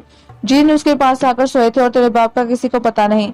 जब तक तुझे अपने बाप का इल्म ना हो इस वक्त तक मकतब के लड़कों से बराबरी का दावा मत कर, वरना वो तुझे हरामी समझेंगे। तुझे मालूम नहीं कि बनिए का लड़का भी अपने बाप को जानता है और तू मिस्र के वजीर का नाती है, लेकिन तेरे बाप को हम नहीं जानते। हमारी राय यही है कि तेरा कोई बाप नहीं, इसलिए जरा सोच समझ कर बातें किया कर। जब उसने नाज़िम और लड़कों की ये बातें सुनी जो उसके लिए तौहीन का बाइस थी, तो वो फौरन उठा और अपनी माँ सतुल हसन के पास गया और उसे शिकायत करने लगा। वो इतना रो रहा था कि उसके मुंह से बात न निकलती थी। जब उसकी माँ ने उसकी बातें और रोना सुना तो उसका दिल इस पर कुड़ने लगा। उसने कहा बेटा तू क्यों रो रहा है, जरा अपना हाल तो क्या। इस पर अजीब ने वो तमाम बातें कह दी जो नाज़िम और लड़कों से सुनी थी और कहने लगा कि यार मेरी माँ मेरा बाप कौन है। उसने जवाब दिया कि तेरा बाप मिस्र का वजीर है। अजीब ने कहा झूठ मत बोल, क्योंकि वजीर तेरा बाप है ना कि मेरा। बता मेरा बाप कौन है, अगर तूने सच सच ना बताया तो अपने आप को इस खंजर से कत्ल कर डालूंगा। जब उसकी माँ ने उसके बाप का जिक्र सुना तो वो अपने चचा साद भाई को याद कर रोने लगी और बदरुद्दीन बसरा के सामने उसकी मुंह दिखाई और बाकी सारे माशरे उसकी आंखों के सामने फिरने लगे। वो जोर जोर से रोने लगी। उसका बेटा भी इतने में वजीर उनके पास आया और उन्हें रोता देखकर उसके दिल को सदमा पहुंचा। वो कहने लगा कि तुम दोनों क्यों रो रहे हो। बेटी ने सारा माशरा बयान कर दिया। इसके बेटे और मकतब के लड़कों के दरमियान पेश आया था। ये सुनकर वजीर भी रोने लगा। इसकी आंखों के सामने उसका भाई और जो कुछ उसके साथ पेश आया था, इसकी बेटी का सारा माशरा फिरने लगा। इसको ये मालूम ना था कि आखिर इसमें क्या भेद है। अब वजीर फौरन उठ खड़ा हुआ, दफ्तर गया, बादशाह के रूबरू हाजिर होकर सारा किस्सा सुनाया। इसे इस बात की इजाजत मांगी कि वो 55 की तरफ सफर करे और बसरे पहुंचकर अपने भतीजे को तलाश करे। फिर उसने सुल्तान से ये दरख्वास्त की कि वो इसे शाही फरामीन हर मुल्क के लिए दे दे कि जहाँ कहीं वो अपने भतीजे को पाए वहां से ले आए। ये कहकर वो बादशाह के सामने रोने लगा। बादशाह को इस पर तरस आया, इसे हर मुल्क के फरामीन लिख कर दे दिए। वजीर उस पर बहुत खुश हुआ और सुल्तान को दुआ देता रुखसत हो गया। घर पहुंचकर उसने फौरन सफर की तैयारी की, तमाम जरूरत की चीजें अपनी लड़की और इसके बेटे अजीब को लेकर चल दिया। उसने पहले दिन सफर किया, दूसरे दिन और तीसरे दिन यहाँ तक कि दमश्क पहुंचा। देखा कि वहाँ बहुत से बाग और नहरें हैं। वजीर मैदानुल मस्साह में उतरा और वहाँ खेमे डाल दिए और गुलामों से कहा कि हम यहाँ 2 दिन आराम करेंगे। अब गुलाम अपनी अपनी जरूरियात के लिए शहर गए, कोई खरीदो फरोख्त करने, कोई हमाम जाने, कोई बनी उमैया की मस्जिद की सैर करने, जिसका जवाब दुनिया में नहीं था। अजीब अपने खादिम के साथ सैर करने के लिए शहर में दाखिल हुआ। खादिम अजीब के पीछे पीछे चल रहा था। इसके हाथ में एक ऐसा डंडा था कि अगर ऊंट पर पड़ जाए तो वो भी चल ना सके। जब दमश्क वालों ने देखा कि इसका कदो कामत अतदाल हुस्न जमाल क्या अजीबो गरीब है और कैसा हसीन और आन बान वाला है और उत्तर की हवा से ज्यादा लतीफ और प्यासे के लिए मीठे पानी से ज्यादा शीरी और बीमार के लिए सेहत से ज्यादा लजीज है, तो एक भीड़ की भीड़ उसके पीछे हो ली। बाज उसके साथ चलने लगे, बाज आगे बढ़कर उसके रास्ते में बैठ गए ताकि वो वहां से गुजरे तो उसको देखे। अब ये किस्मत की बात थी कि गुलाम उसके बाप बदरुद्दीन हसन की दुकान पर ठहर गया। 12 साल की मुद्दत में उसकी दाढ़ी बढ़ गई थी, उसकी अकल कामिल हो चुकी थी। باورچی مر چکا تھا. بدرالدین حسن اس کے مال اور اس کی دکان پر قابض ہو چکا تھا کیونکہ قاضی اور گواہوں کے آگے اس نے یہ اظہار کر دیا تھا کہ وہ اس کا بیٹا ہے. جب اس روز اس کا بیٹا اور خادم اس کے قریب آ کر ٹھہرا تو اس کی نظر اپنے بیٹے پر پڑی. اسے دیکھا وہ کیسا خوش روح, اور اس کا دل دھڑکنے لگا اور خون کی کشش خون کی طرف ہونے لگی. اس کا دل اس کی طرف کھینچنے لگا. اس روز اس نے میٹھے انار دانے پکائے تھے اور چونکہ قدرتی محبت اس کے دل میں جوش بن گئی تھی, اس نے اپنے بیٹے عجیب کو آواز دی اور کہا کہ اے میرے آقا, میرے دل کے مالک, جس کی طرف میرا قلب کھینچ رہا ہے, اندر آ اور میرے دل کو جوڑ اور کھانا کھا. اب اس کی آنکھوں میں بے اختیار آنسو بہنے لگے اور وہ اپنی گزشتہ اور موجودہ حالت پر سوچنے لگا. جب عجیب نے باپ کی باتیں سنی تو اس کا دل بھی اس کی طرف کھینچا اور وہ خادم کی طرف دیکھ کر کہنے لگا, میرا دل اس باورچی کی طرف کھینچ رہا ہے. ایسا معلوم ہوتا ہے وہ اپنے بیٹے سے جدا ہو گیا ہے. چل اس کے پاس چلتے ہیں تاکہ اسے تسکین ہو, ہم اس کی دعوت کھائیں. ممکن ہے کہ ہماری اس سلوک کی وجہ سے خدا بھی ہمارے باپ سے ملا دے. جب خادم نے عجیب کی باتیں سنی تو کہنے لگا, واللہ کیا خوب, وزیر زیادہ ہو کر تو باورچی کی دکان پر کھانا کھائے گا, اور تو اس ڈنڈے سے لوگوں کو روکتا ہوں کہ وہ تجھے نہ دیکھے, تو میں پھر کیسے مطمئن ہو سکتا ہوں کہ تو وہ باورچی کی دکان میں جائے. جب بدرالدین نے نوکر کی باتیں سنی تو اسے تعجب ہوا, اس کی طرف متوجہ ہوا, اس کے رخسار پر آنسو بہ رہے تھے. اب عجیب نے خادم سے کہا کہ میرے دل کی کشش اس کی طرف ہے. اس نے جواب دیا کہ ایسی باتیں مت کر اور دکان کے اندر مت جا. اب عجیب کا باپ نوکر کی طرف متوجہ ہوا, کہنے لگا کہ اے بزرگ, تو کیوں میرے دل پر مرہم نہیں رکھنا چاہتا, اندر داخل نہیں ہوتا. اے وہ شخص جو اخروٹ کی طرح باہر سیاہ اور دل میں سفید ہے, اے وہ شخص جس کی تعریف بعض شاعروں کی ہے. خادم منصور اور کہنے لگا, کیا تعریف کی ہے, خدا کی قسم اختصار کے ساتھ کہا. بدرالدین حسن نے فوراً یہ اشار پڑے, اگر وہ تمیز اور اعتبار کے قابل نہ ہوتا تو بادشاہ کے محلوں میں اس پر بھروسہ نہ کیا جاتا اور نہ حرم میں. وہ کیسا اچھا ملازم ہے کہ آسمان کے فرشتے اس کی خدمت کرتے ہیں. ملازم اس کلام سے بڑا خوش ہو گیا اور عجیب کو لے کر باورچی کی دکان کے اندر گیا, اور نورالدین حسن نے ایک گہرا پیالہ بھر کر انار دانے نکالے جس میں بادام شکر پڑی ہوئی تھی. دونوں کھانے بیٹھ کے بدرالدین حسن نے کہا کہ تم نے میرے اوپر مہربانی کی ہے, کھاؤ, خدا مبارک کرے. لیکن عجیب نے اپنے باپ سے کہا کہ تو بھی ہمارے ساتھ بیٹھ کر کھانا کھا تاکہ خدا ہمیں اس شخص سے ملا دے جس سے ملنے کی ہمیں آرزو ہے. بدرالدین حسن نے کہا, بیٹا تجھے اس کم سنی میں احباب کی جدائی ملی ہے. عجیب نے کہا, ہاں اے چچا, میرے دل میں احباب کی جدائی کی آگ بھڑک رہی ہے. وہ میرا باپ ہے, اس کے لیے میں اور میرا نانا ملک پھر رہے ہیں, دیکھیں ہمیں خدا کب ملتا ہے. یہ کہہ کر وہ زار زار رونے لگا. اس کی جدائی رونے کی وجہ سے اس کا باپ بھی رونے لگا. اس کے بعد اپنے ماں باپ کی جدائی کا ملازم کو بھی اس کے اوپر بڑا افسوس ہوا. اب تینوں کھانے بیٹھ کے پیٹ بھر کر کھایا. اس کے بعد دونوں اٹھے اور بدرالدین حسن کی دکان سے باہر آئے. اب ایسا محسوس ہوا گویا اس کی روح اس کے بدن سے نکل کر ساتھ جا رہی ہے. وہ صبر نہ کر سکا, دکان بند کر کے اس کے پیچھے ہو لیا, مگر اسے یہ معلوم نہ تھا وہ اسی کا بیٹا ہے. وہ تیز تیز چلنے لگا, یہاں تک کہ اس نے انہیں پکڑ لیا. قبل اس کے کہ وہ بڑے دروازے سے نکلے, اب نوکر اس کی طرف متوجہ ہو کر کہا کہ خیر تو ہے. بدرالدین حسن نے جواب دیا, جب تم لوگ میرے پاس سے جانے لگے تو مجھے ایسا معلوم ہوا کہ میری روح بھی تمہارے ساتھ چل دی, اور دروازے کے باہر شہر میں مجھے ایک کام ہے, اس لیے میرا ارادہ ہوا میں بھی تمہارے ہمراہ چلوں اور کام پورا کر کر لوٹ جاؤں. اس پر ملازم کو غصہ آ گیا. وہ عجیب سے کہنے لگا کہ اسی بات سے تو ڈرتا تھا, تم نے وہ منحوس نوالا کھایا, اب ہمیں اس کی پچ کرنی ہے اور وہ ہمارا جگہ جگہ پیچھا کر رہا ہے. عجیب نے پیچھے مڑ کر دیکھا, باورچی اس کے ساتھ لگا ہوا ہے. مارے غصے کو اس کا چہرہ سرخ ہو گیا, لیکن اسے ملازم سے کہا کہ یہ ہر مسلمان کی عام راہ ہے, اگر وہ اس پر چل رہا ہے تو چلنے دے, لیکن جب ہم اپنے خیمے میں جائیں گے اگر اس وقت بھی ہمارے پیچھے پیچھے آیا تو اسے نکال باہر کریں گے. یہ کہہ کر لڑکے نے سر نیچے کر لیا اور آگے بڑھا. ملازم اس کے پیچھے پیچھے تھا. بدرالدین حسن ان دونوں کے پیچھے. جب وہ میدان حصہ میں پہنچے اور خیمے قریب آ گئے تو ان دونوں نے پلٹ کر دیکھا وہ پیچھے لگا ہوا ہے. عجیب کو غصہ آیا, وہ ڈرا کہ کہیں ملازم اس کے نانا کو خبر نہ کر دے. اس پر وہ غضبناک ہوا کہ کہیں وہ یہ نہ کہہ دے کہ میں باورچی کی دکان پر گیا تھا, باورچی میرے پیچھے آ رہا ہے. اب اس نے دوبارہ پھر کر دیکھا اور اسے نظر آیا کہ وہ اس کی آنکھوں میں آنکھیں ڈالے ہوئے اور اس پر مرونی چھائی ہوئی ہے. عجیب کو یہ محسوس ہوا کہ وہ کوئی دھوکے باز یا حرامی, اور اس کا غصہ اور بڑھ گیا. اس نے ایک پتھر اٹھا کر اپنے باپ پر مارا. بدرالدین حسن بے ہوش ہو کر گر پڑا, اس کے چہرے پر خون بہنے لگا. عجیب اور نوکر خیمے میں چلے گئے. جب بدرالدین حسن کو ہوش آیا, اس نے اپنا خون پہنچا اور اپنی پگڑی میں سے تھوڑا سا ٹکڑا پھاڑ کر اپنے ماں سر پر پٹی باندھ لی اور اپنے آپ کو ملامت کرنے لگا. کہنے لگا کہ میں نے لڑکے پر ظلم کیا, اپنی دکان بند کر کے اس کے پیچھے پیچھے ہو لیا, اسے اس بات کا موقع دیا کہ وہ مجھے دھوکے باز خیال کرے.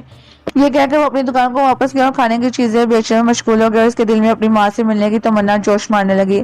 وہ اس کو یاد کر کے رونے لگا. ادھر بدرالدین حسن اپنا کھانا بیچنے میں مشغول رہا. ادھر اس کا چچا جو وزیر تھا دمشق میں 3 دن ٹھہر کر حمص کی طرف روانہ ہو گیا. وہاں پہنچ گیا. راستے میں اور جہاں کہیں وہ سفر میں قیام کرتا تھا تفتیش کرتا جاتا, یہاں تک کہ وہ دیار بکر اور ماردین اور موصل پہنچا, اور پھر سفر کرتے کرتے بصرے پہنچا. جب اس نے وہاں اپنی قیام کا درست کر لی تو وہاں کے سلطان کے پاس گیا, اس سے ملا. سلطان نے اس کے رتبے کے موافق اس کا احترام کیا اور اسے آنے کا سبب پوچھا. وزیر نے اپنا سارا قصہ بیان کیا یہ کہ نور الدین علی اس کا بھائی تھا۔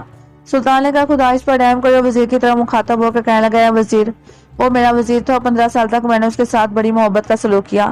اب وہ فوت ہو گیا اور اس کا ایک بیٹا تھا جو محض 1 مہینہ ٹھہر کر غائب ہو گیا۔ ہمیں اس کی بالکل خبر نہیں مگر اس کی ماں یہاں ہے کیونکہ وہ میرے بڑے وزیر کی بیٹی ہے۔ جب وزیر شمس الدین نے بادشاہ سے سنا کہ اس کے بھتیجے کی ماں صحیح سلامت ہے تو وہ خوش ہو گیا اور بادشاہ سے کہنے لگا جناب پناہ، میں اسے ملنا چاہتا ہوں۔ بادشاہ نے اسے فوراً اجازت دے دی اور بھائی نور الدین کے مکان پر گیا۔ جب وزیر شمس الدین نے بادشاہ سے سنا کہ اس کے بھتیجے کی ماں صحیح سلامت ہے تو وہ خوش ہو گیا اور بادشاہ سے کہنے لگا کہ جناب پناہ، میں اس سے ملنا چاہتا ہوں۔ بادشاہ نے اسے فوراً اجازت دے دی اور اپنے بھائی نور الدین کے مکان میں اس سے ملنے گیا۔ اس نے گھر کے اندر چاروں طرف نظر دوڑائی، اس کی دہلیز کو چوما اور نور الدین اور اس کے پردیس میں مرنے کو سوچ کر رونے لگا۔ اب دروازے سے آگے بڑھ کر وہ ایک بڑے آنگن اور محرابی دروازے میں داخل ہوا جو سخت مضبوط پتھر کا بنا ہوا تھا اور جس میں طرح طرح کے رنگ کے پتھروں کی پچی کاری تھی اور وہ محل میں ادھر ادھر گھومنے لگا۔ اس کو دیکھنے لگا اور اس کی نظر ایک طرف جا پڑی، اس کے بھائی نور الدین کا نام سونے کے پانی سے لکھا ہوا تھا۔ اس نے اس کے نام کے پاس جا کر اسے بوسہ دیا، اس کی جدائی کو یاد کر کر رونے لگا۔ اب وہ چلتے چلتے اپنی باورچ بدر الدین حسن کی ماں کے کمرے تک پہنچا۔ جب سے اس کا بیٹا غائب ہوا تھا وہ دن رات گریازاری کرتی تھی۔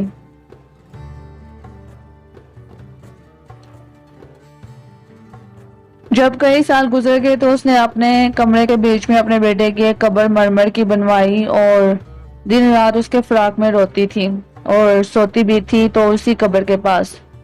جب وزیر اس کی قیامگاہ کے قریب پہنچا تو اس نے اس کے رونے کی آواز سنی اور وہ دروازے کے آگے ٹھہر گیا۔ اس نے ابھی رونا ختم نہیں کیا تھا کہ وزیر شمس الدین اندر آیا، اسے سلام کیا اور کہنے لگا کہ میں تیرا جیٹھ ہوں۔ پھر اس نے سارا ماجرا بیان کیا اور تمام قصہ سنایا اور کہا کہ تیرا بیٹا بدر الدین حسن ایک پوری رات میری بیٹی کے ساتھ سویا ہے جس کو اب 10 سال ہونے کو آئے ہیں، مگر صبح کو وہ غائب ہو گیا اور میری بیٹی کے تیرے بیٹے کا حمل رہ گیا اور اس کے ایک لڑکا پیدا ہوا ہے جس کو میں ساتھ لایا ہوں کیونکہ وہ تیری اولاد ہے اور میری بیٹی کے بطن سے تیرا پوتا۔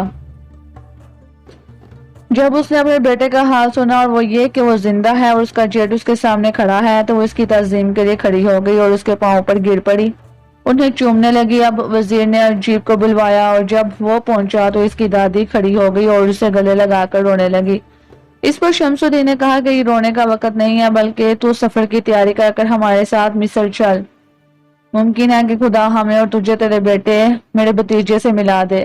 اس نے کہا کہ بسرو چشم اور فوراً اٹھ کھڑی ہوئی اور ضرورت کی چیزیں اور سامان اور زیور اکٹھا کر کر تیار ہو گئی۔ وزیر شمس الدین بصرے کے بادشاہ کے پاس گیا اور اسے رخصت چاہی۔ بدر الدین خوش ہو گیا اور اس کے ساتھ کھانے بیٹھ گیا، مگر اس کی آنکھیں عجیب کی طرف لگی ہوئی تھیں اور وہ دل و جان سے اس پر فدا ہو رہا تھا۔ عجیب نے کہا کہ میں نے تجھ سے کہا تھا نا کہ تو بڑا باری عاشق ہے، اسی لیے تو جتنا میرے چہرے کی طرف دیکھ سکتا ہے دیکھ۔ بدر الدین کبھی عجیب کے منہ میں لقمہ دیتا تھا اور کبھی نوکر، یہاں تک کہ وہ کھا کر سیر ہو چکے تھے اور اٹھ کھڑے ہوئے۔ اب حسن اٹھا اور ان کے ہاتھ دھلائے اور اپنے کمر سے ایک ریشمی رومال کھول کر اس کے ہاتھ پہنچے اور پھر ان پر گلاب چھڑکا۔ اس کے پاس ایک بوتل میں تھا۔ اب وہ دکان سے باہر گیا اور ایک سراہی شربت بری دے آیا جس میں گلاب اور مشک ملا ہوا تھا، ان کے سامنے پیش کیا اور کہنے لگا کہ میرے ساتھ پورا پورا احسان کرو۔ عجیب نے شربت دے کر پیا، پھر نوکر کے آگے بڑھا دیا۔ دونوں نے اتنا کھایا پیا کہ عادت کے خلاف ان کا پیٹ بھر گیا اور وہ دونوں سیر ہو گئے۔ اب وہ وہاں سے لوٹے اور جلد از جلد چل کر اپنے خیمے میں پہنچے اور عجیب اپنی دادی کے پاس گیا جو اس کے باپ بدر الدین حسن کی ماں تھی۔ دادی نے اسے بوسہ دیا اور اپنے بیٹے بدر الدین حسن کے دیانے فراق میں تھی۔ پھر اس نے عجیب سے کہا بیٹا تو کہاں تھا؟ اس نے جواب دیا کہ میں فلاں شہر میں۔ اب وہ اٹھی اور اس نے ایک پیالہ انار دانوں کا اس کے سامنے رکھا جس میں مٹھاس کم تھی اور خادم سے کہا کہ اپنے آقا کے ساتھ بیٹھ جا۔ خادم نے اپنے دل میں کہا کہ واللہ ہمارا جی کھانے کو بالکل نہیں چاہتا، مگر وہ بیٹھ گیا۔ عجیب بھی جب کھانے بیٹھا تو اس کا پیٹ بھی ان چیزوں سے بڑا ہوا تھا جو ابھی کھا پی کر آیا تھا۔ بہرحال اس نے ایک لقمہ اٹھایا اور اسے انار دانوں میں ڈبو کر کھایا، مگر وہ اسے پھیکا سا معلوم ہوا کیونکہ اس کا پیٹ بھرا ہوا تھا۔ وہ کہنے لگا اوفو، یہ کیسا خراب کھانا ہے۔ اس کی دادی نے کہا کہ بیٹا تو میرے کھانے میں عیب نکالتا ہے، میں نے خود اسے پکایا اور سوائے تیرے باپ بدرالدین حسن کے میری طرح کوئی کھانا نہیں پکا سکتا۔ عجیب نے کہا کہ اے میری آقا، واللہ یہ تیرا کھانا خراب ہے۔ ہم نے ابھی شہر میں ایک باورچی کو دیکھا جس نے اناردانے اتنا عمدہ پکائے تھے کہ اس کی خوشبو سے جی خوش ہو جاتا ہے، اور ذائقہ اتنا اچھا تھا کہ جی چاہتا تھا کہ کھائے چلا جائے۔ تیرے کھانے اور اس کے کھانے میں زمین و آسمان کا فرق ہے۔ جب اس کی دادی نے اس کی یہ باتیں سنی تو اسے سخت غصہ آیا۔ اس نے خادم کی طرف دیکھا۔ اب شہرزاد کو صبح ہوتی نظر آئی۔ اس نے وہ کہانی بند کر دی جس کی اسے اجازت ملی تھی۔ جب 14ویں رات ہوئی تو اس نے کہا کہ اے نیک بخت بادشاہ، میں نے سنا ہے کہ جب عجیب کی دادی نے اس کی باتیں سنی تو وہ غصے میں بڑھ گئی اور خادم کی طرف نظر اٹھا کر دیکھا اور کہنے لگی کہ لعنت تو تجھ پر، تو نے میرے بچے کو خراب کر دیا کیونکہ تو اسے لے کر باورچیوں کی دکانوں پر جاتا ہے۔ نوکر ڈرا اور کہنے لگا کہ جی نہیں، ہم دکان میں نہیں گئے تھے، محض اس کے پاس سے گزرے تھے۔ عجیب نے کہا کہ واللہ ہم گئے تھے، کھانا کھایا تھا اور وہ کھانا تیرے کھانے سے اچھا تھا۔ یہ سن کر اس کی دادی اٹھ کھڑی ہوئی، اس کی خبر اپنے جیٹھ کو کی اور اسے نوکر کے خلاف ورگلایا۔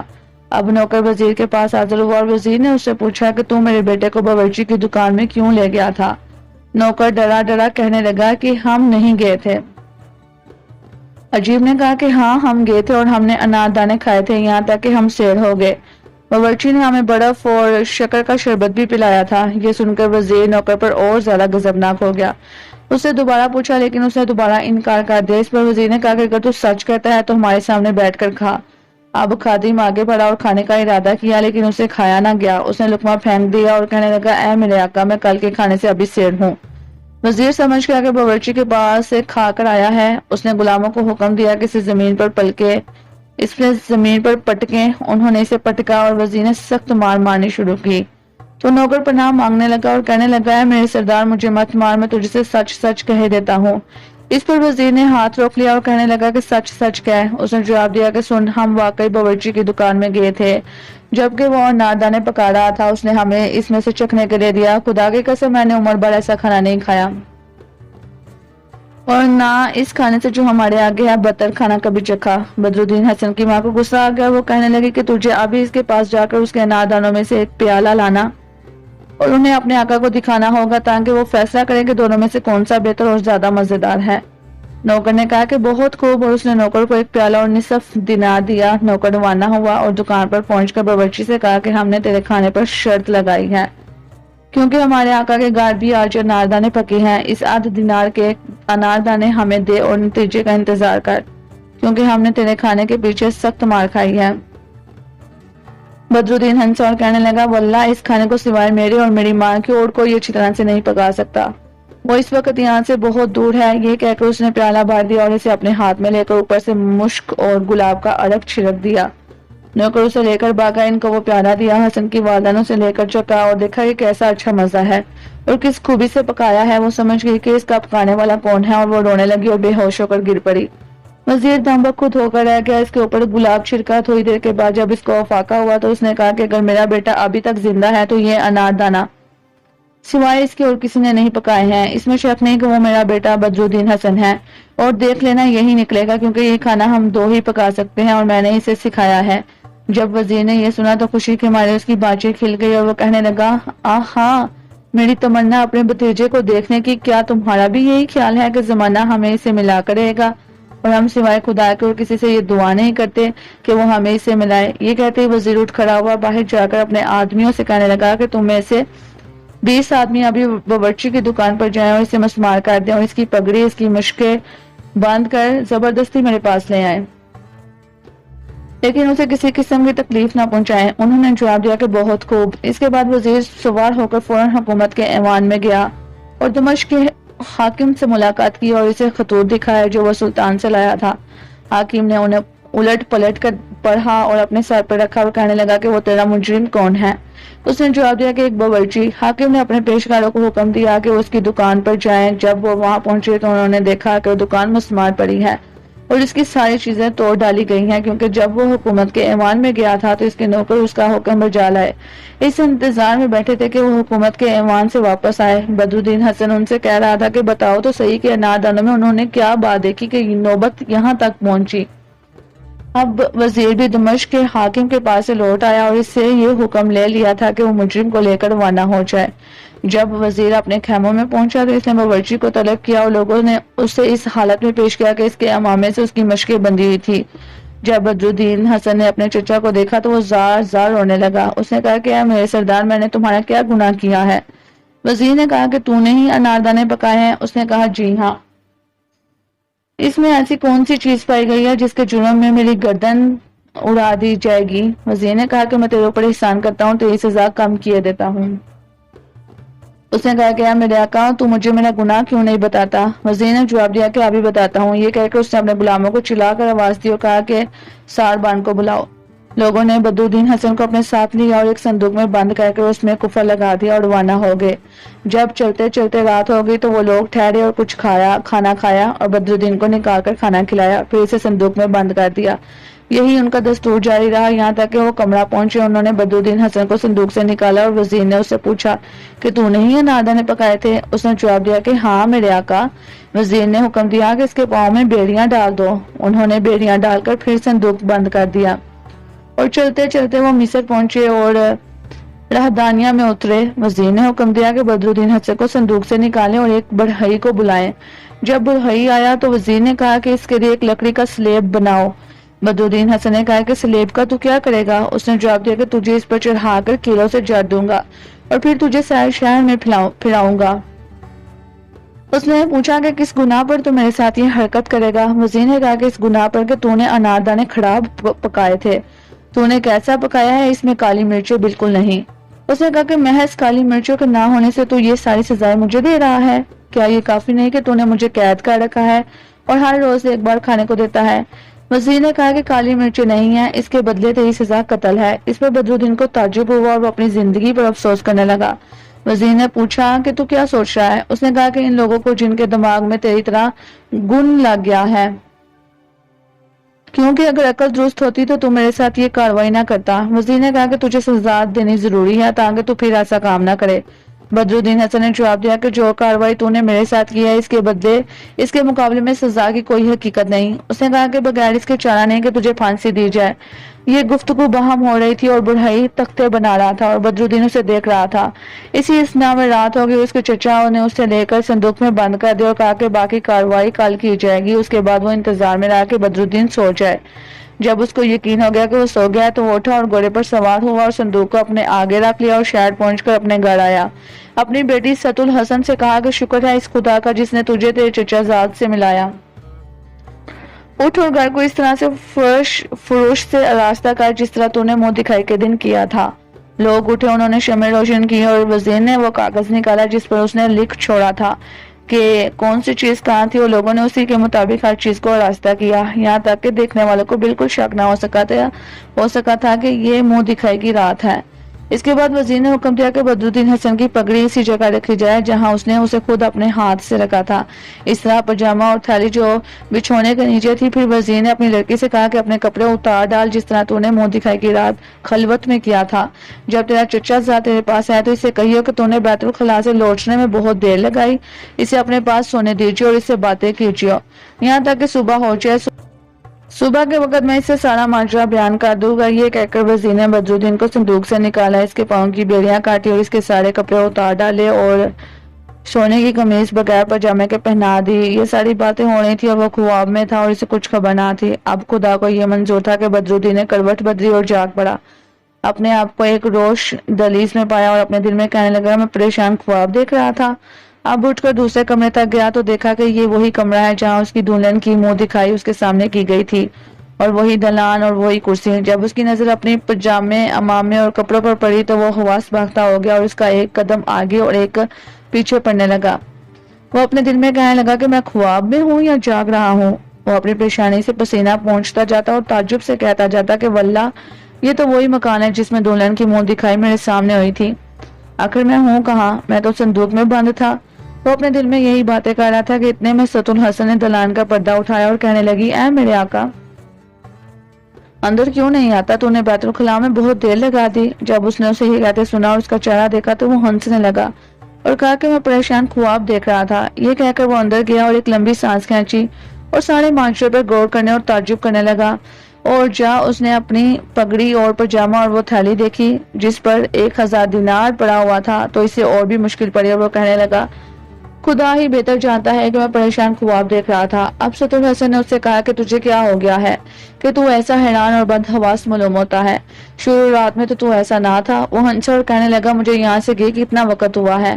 اس نے جواب دیا کہ خدا تجھے سلامت رکھے اور اس کا نام تیری حفاظت کرے، تو حاجت رفع کرنے گیا تھا اور اب واپس آیا ہے، کیا تیری عقل جاتی رہی ہے؟ جب بدرالدین نے یہ سنا تو وہ ہنس پڑا اور کہنے لگا تو سچ کہتی ہے، لیکن جب میں تیرے پاس سے گیا تو بیت الخلاء میں جا کر سو گیا اور میں نے خواب میں دیکھا کہ میں دمشق میں باورچی ہوں اور وہاں 10 سال قیام کیا اور یہ دیکھا تھا تو کہ میرے پاس ایک لڑکا آیا اور کسی بڑے آدمی کا بیٹا تھا، اس کے ساتھ ایک نوکر تھا۔ یہ کہہ کر بدرالدین حسن نے اپنی پیشانی پر ہاتھ پھیرا اور چوٹ کا نشان محسوس کیا اور کہنے لگا کہ اے میری آقا یہ تو واقعہ معلوم ہوتا ہے کیونکہ اس نے میری پیشانی پر پتھر مارا تھا اور وہ پھٹ گئی تھی، یہ تو بیداری کی باتیں معلوم ہوتی ہیں۔ پھر وہ کہنے لگا کہ جب ہم دونوں آپس میں لیٹ کر سو گئے تھے تو گویا میں نے یہ سب باتیں خواب میں دیکھی، اور یہ کہ میں بغیر ٹوپی اور پجامے کے دمشق گیا اور وہاں باورچی گیری کرنے لگا۔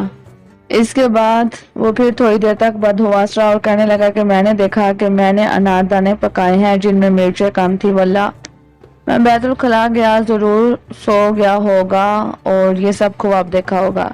اب ستر حسن کہنے لگی کہ خدا کی قسم تو نے کیا دیکھا؟ اور بدرالحسن نے سارا قصہ بیان کیا اور کہنے لگا واللہ اگر میں جاگ نہ پڑتا تو وہ مجھے سلیب پر چڑھا دیتے۔ اس نے پوچھا ہے کس وجہ سے؟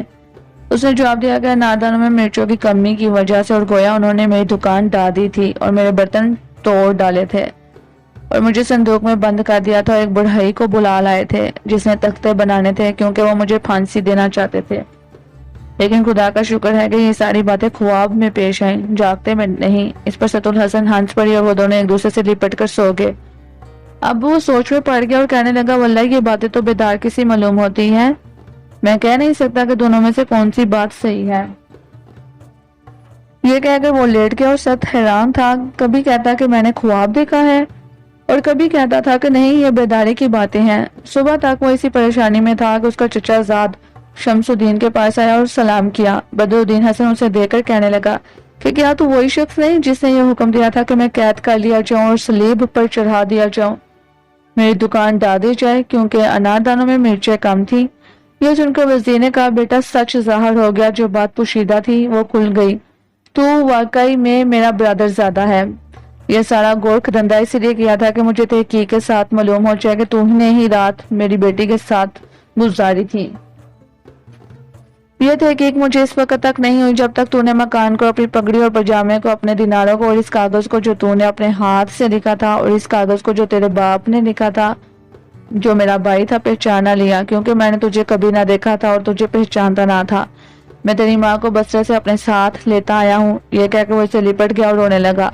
جب بدرالحسن نے چچا کی باتیں سنی تو اسے سخت تعجب ہوا اور وہ اپنے چچا کے گلے سے لپٹ گیا اور مارے خوشی کے رونے لگا۔ اب وزیر نے اسے کہا کہ یہ ساری باتیں اس وجہ سے ہوئی جو میرے تیرے والد کے درمیان پیش آئی تھیں۔ یہ کہہ کر اس نے وہ سارا ماجرا بیان کر دیا اور یہ کہ اس کا باپ کیوں بصرہ گیا۔ اب وزیر نے عجیب کو بلوایا اور جب اس کے باپ نے اسے دیکھا تو کہنے لگا یہی وہ لڑکا ہے جس نے مجھے پتھر مارا تھا۔ وزیر نے کہا کہ یہ تیرا بیٹا ہے۔ یہ سن کر وہ اسے لپٹ گیا اور اتنے میں اس کی ماں آئی اور اسے لپٹ گئی۔ اس کے جانے کے بعد سارا واقعہ بیان کیا اور اس نے بھی اپنی ماں سے اپنی ساری سرگزشت بیان کی اور سب نے دوبارہ ملنے پر خدا کا شکر ادا کیا۔ جب وزیر شمس الدین کو آئے ہوئے 2 روز ہو گئے تو وہ سلطان کے پاس گیا اور وہاں پہنچ کر اس نے اس کے آگے زمین کو بوسہ دیا اور شایانہ شان کے مطابق اسے سلام کیا۔ سلطان خوش ہو کر اس کے چہرے پہ بشاشت آ گئی اور اسے اپنے پاس بلایا۔ اب وزیر نے اپنے سفر کا سارا قصہ اسے بیان کیا۔ سلطان نے کہا کہ شکر ہے خدا کا تجھے اپنے ارادے میں کامیابی ہوئی تو صحیح سلامت اپنے اہل و عیال کے پاس واپس آیا۔ میں تیرے برادر زادے حسن البصرہ کو دیکھنا چاہتا ہوں، کل اسی دربار میں حاضر لائیو۔ شمس الدین نے کہا کہ انشاءاللہ تیرا غلام کل حاضر ہو جائے گا۔ یہ کہہ کر وہ آداب بجا لایا اور چلا گیا۔ گھر آ کر اس نے اپنے برادر زادے سے کہا کہ سلطان تیری ملاقات کا مشتاق ہے۔ حسن نے کہا کہ غلام اپنے آقا کا فرما بردار ہے۔ الغرض وہ اپنے چچا شمس الدین کے ساتھ سلطان کی خدمت میں حاضر ہوا۔ جب اس کے سامنے پہنچا تو بہترین اور مکمل طریقے سے سلام بجا لایا۔ سلطان نے مسکرا کر اسے بیٹھنے کا اشارہ کیا اور اپنے چچا شمس الدین کے قریب بیٹھ گیا۔ بادشاہ نے اس کا نام پوچھا۔ اس نے کہا کہ تیرا حقیر ترین غلام حسن البصرہ کہلاتا ہے۔ اور وہ دن رات تیرے لیے دعا کرتا ہے۔ سلطان کو اس کی باتیں پسند آئی، اس نے چاہا کہ اس کے علم و ادب کا امتحان کرے اور اسے کہنے لگا کہ دل کی تعریف تجھے کچھ بھی یاد ہے؟ اس نے جواب دیا جی ہاں، اور یہ اشعار پڑھے، جب میں اپنے محبوب کو یاد کرتا ہوں تو میرے آنسوں کا تار بند جاتا ہے اور میں زور زور سے چلانے لگتا ہوں، اس کے ایک دل سے جو خوبصورتی اور رنگ میں آنکھ کی پتلی یا دل کے سیاہ نقطے کی طرح ہے۔ بادشاہ کو یہ دونوں شعر بہت پسند آئے۔ اس نے کہا کہ خدا تعالیٰ تیرے باپ پر رحم کرے اور تیری گواہی میں برکت دے۔ پھر اس نے 2 شعر پڑھے۔ جو لوگ تیل کو مشق کے دانے سے تشبیہ دیتے ہیں ان کی بات پر تعجب مت کر، بلکہ اس چہرے پر تعجب کر جس میں سارا حسن کوٹ کوٹ کر بڑا ہے اور وہ ایک دانے کی بھی کمی بیشی نہیں ہے۔ بادشاہ مارے خوشی کے جھومنے لگا اور کہا خدا تیری عمر دراز کرے۔ اس نے کہا تیرے رخسار کا تیل ایسا ہے جیسا کہ یاقوت پر مشق کا نقطہ۔ اے میرے دل کے نقطے اور اس کی خوراک، مجھے اپنے وصال سے خوشگوار اور سخت دل مت ہو۔ بادشاہ نے کہا کہ اے حسن، خوب کہا اور تکمیل کو پہنچا دیا۔ اچھا یہ بتا کہ لغت میں خال کتنے معنوں میں استعمال ہوتا ہے؟ اس نے جواب دیا کہ خدا بادشاہ کو سلامت رکھے، 58 معنوں میں، اور بعض کہتے ہیں کہ 50 معنوں میں۔ بادشاہ نے کہا کہ تو سچ کہتا ہے۔ اچھا یہ بتا کہ تجھے حسن کی تفصیل معلوم ہے؟ اس نے کہا جی ہاں، چہرے کا حسن صباحت کہلاتا ہے، رنگ کا وضاحت، ناک کا جمال، آنکھ کا حلاوت، منہ کا ملاحت، زبان کا ظرافت، قد کا رشاقت، عادت و اتوار کا لیاقت، اور باتوں کا حسن کمال ہے۔ بادشاہ یہ سن کر خوش ہو گیا اور اس سے محبت کرنے لگا اور اس سے کہا کہ اس مثل کے کیا معنی ہے کہ شری لومڑی سے زیادہ چلاک ہے؟ اس نے جواب دیا کہ بادشاہ سلامت خدا تجھے کامرانی دے۔ ان کے زمانے میں شری نجف کیا اور جب وہ نماز پڑھنے کھڑا ہوتا تو ایک لومڑی اس کے سامنے آ کر اس کی نقل اتارتی، اس کی توجہ نماز کی طرف سے ہٹ جاتی۔ جب اس طرح کئی دن گزرے تو اس نے ایک روز اپنی قمیض اتار کر ایک لکڑی پر ٹنگی اور ان کی دونوں آستینیں باہر نکال کر اس پر اپنی پگڑی رکھ دی اور اس کے بیچ پٹکا باندھ لیا۔ اس لکڑی کو اس جگہ کھڑا کر دیا جہاں وہ نماز پڑھا کرتا تھا۔ اب لومڑی اپنی عادت کے موافق آئی اور اس کے سامنے کھڑی ہو گئی اور شری نے پیچھے سے آ کر اسے پکڑ لیا۔ یہی وجہ ہے اس مثل کی۔ جب سلطان حسن بصرہ کا بیان سنا تو اس کے چچا شمس الدین سے کہنے لگا کہ یہ تیرا برادر زیادہ ادب کے فن میں کامل ہے اور میرے خیال میں اس کی نظیر مصر میں نہ پید ہے۔ اس پر حسن بصرہ اٹھ کھڑا ہوا اور اس نے اس کے آگے زمین کو بوسہ دیا، اپنے آقا کے سامنے غلاموں کی طرح بیٹھ گیا اور سلطان کو حسن بصرہ کی زبانی دانی پر بے حد خوشی اور اس نے اسے ایک نفیس خلعت عطا کی۔ اس کی حالت بہتر کرنے کے لیے ایک عہدہ اس کے سپرد کر دیا۔ حسن بصرہ اٹھا اور زمین کو بوسہ دیا اور دعا دی کہ خدا اس کی عزت ہمیشہ قائم رکھے، اور وہ اپنے چچا کے ساتھ جانے کی اجازت مانگی۔ بادشاہ نے اسے اجازت دے دیا۔ اب چچا بھتیجے نکل کر گھر آئے اور ان کے سامنے کھانا لایا گیا اور جو کچھ خدا نے ان کو دیا تھا انہوں نے کھایا۔ کھانے سے فارغ ہو کر حسن اپنی بیوی ست الحسن کے پاس گیا، جو کچھ ہے بادشاہ کے دربار میں پیش آیا تھا کیا سنایا۔ اس نے کہا کہ وہ تجھے ضرور اپنا ندیم بنائے گا اور تیری تنخواہ میں اضافہ کرے گا، تجھے اور زیادہ تحفے دے گا، کیونکہ خدا کے فضل سے تو سورج کی مانند ہے اور سمندر یا خشکی میں جہاں کہیں بھی ہوگا اپنے کمال کی روشنی پھیلائے گا۔ اس نے کہا کہ میں بادشاہ کے مداح میں ایک قصیدہ لکھنا چاہتا ہوں تاکہ اس کے دل میں میری محبت اور زیادہ ہو جائے۔ اس نے کہا کہ تیرا ارادہ درست ہے، جا اور اچھی طرح سوچ سمجھ کر لکھ اور اپنے کلام میں عقل و حکمت کی باتیں بیان کر، مجھے یقین ہے کہ سلطان کو بہت پسند آئے گا۔ جب وہ قصیدہ لکھ چکا تو اسے اپنے چچا کے ایک غلام کے ہاتھ سلطان کے پاس بھیجا۔ بادشاہ اسے پڑھ کر بہت خوش ہوا اور اسے حاضرین کے سامنے پڑھا۔ انہوں نے اس کی بڑی تعریف کی۔ اب بادشاہ نے اسے اپنے دربار میں طلب کیا۔ جب وہ آیا تو بادشاہ نے کہا کہ تو آج سے میرا ندیم ہے اور تیری پرانی تنخواہ کے علاوہ میں تیرے لیے 1000 دینار مشاہرہ مقرر کرتا ہوں۔ حسن بصرہ اٹھا اور اس نے اس کے آگے 3 بار زمین کو بوسہ دیا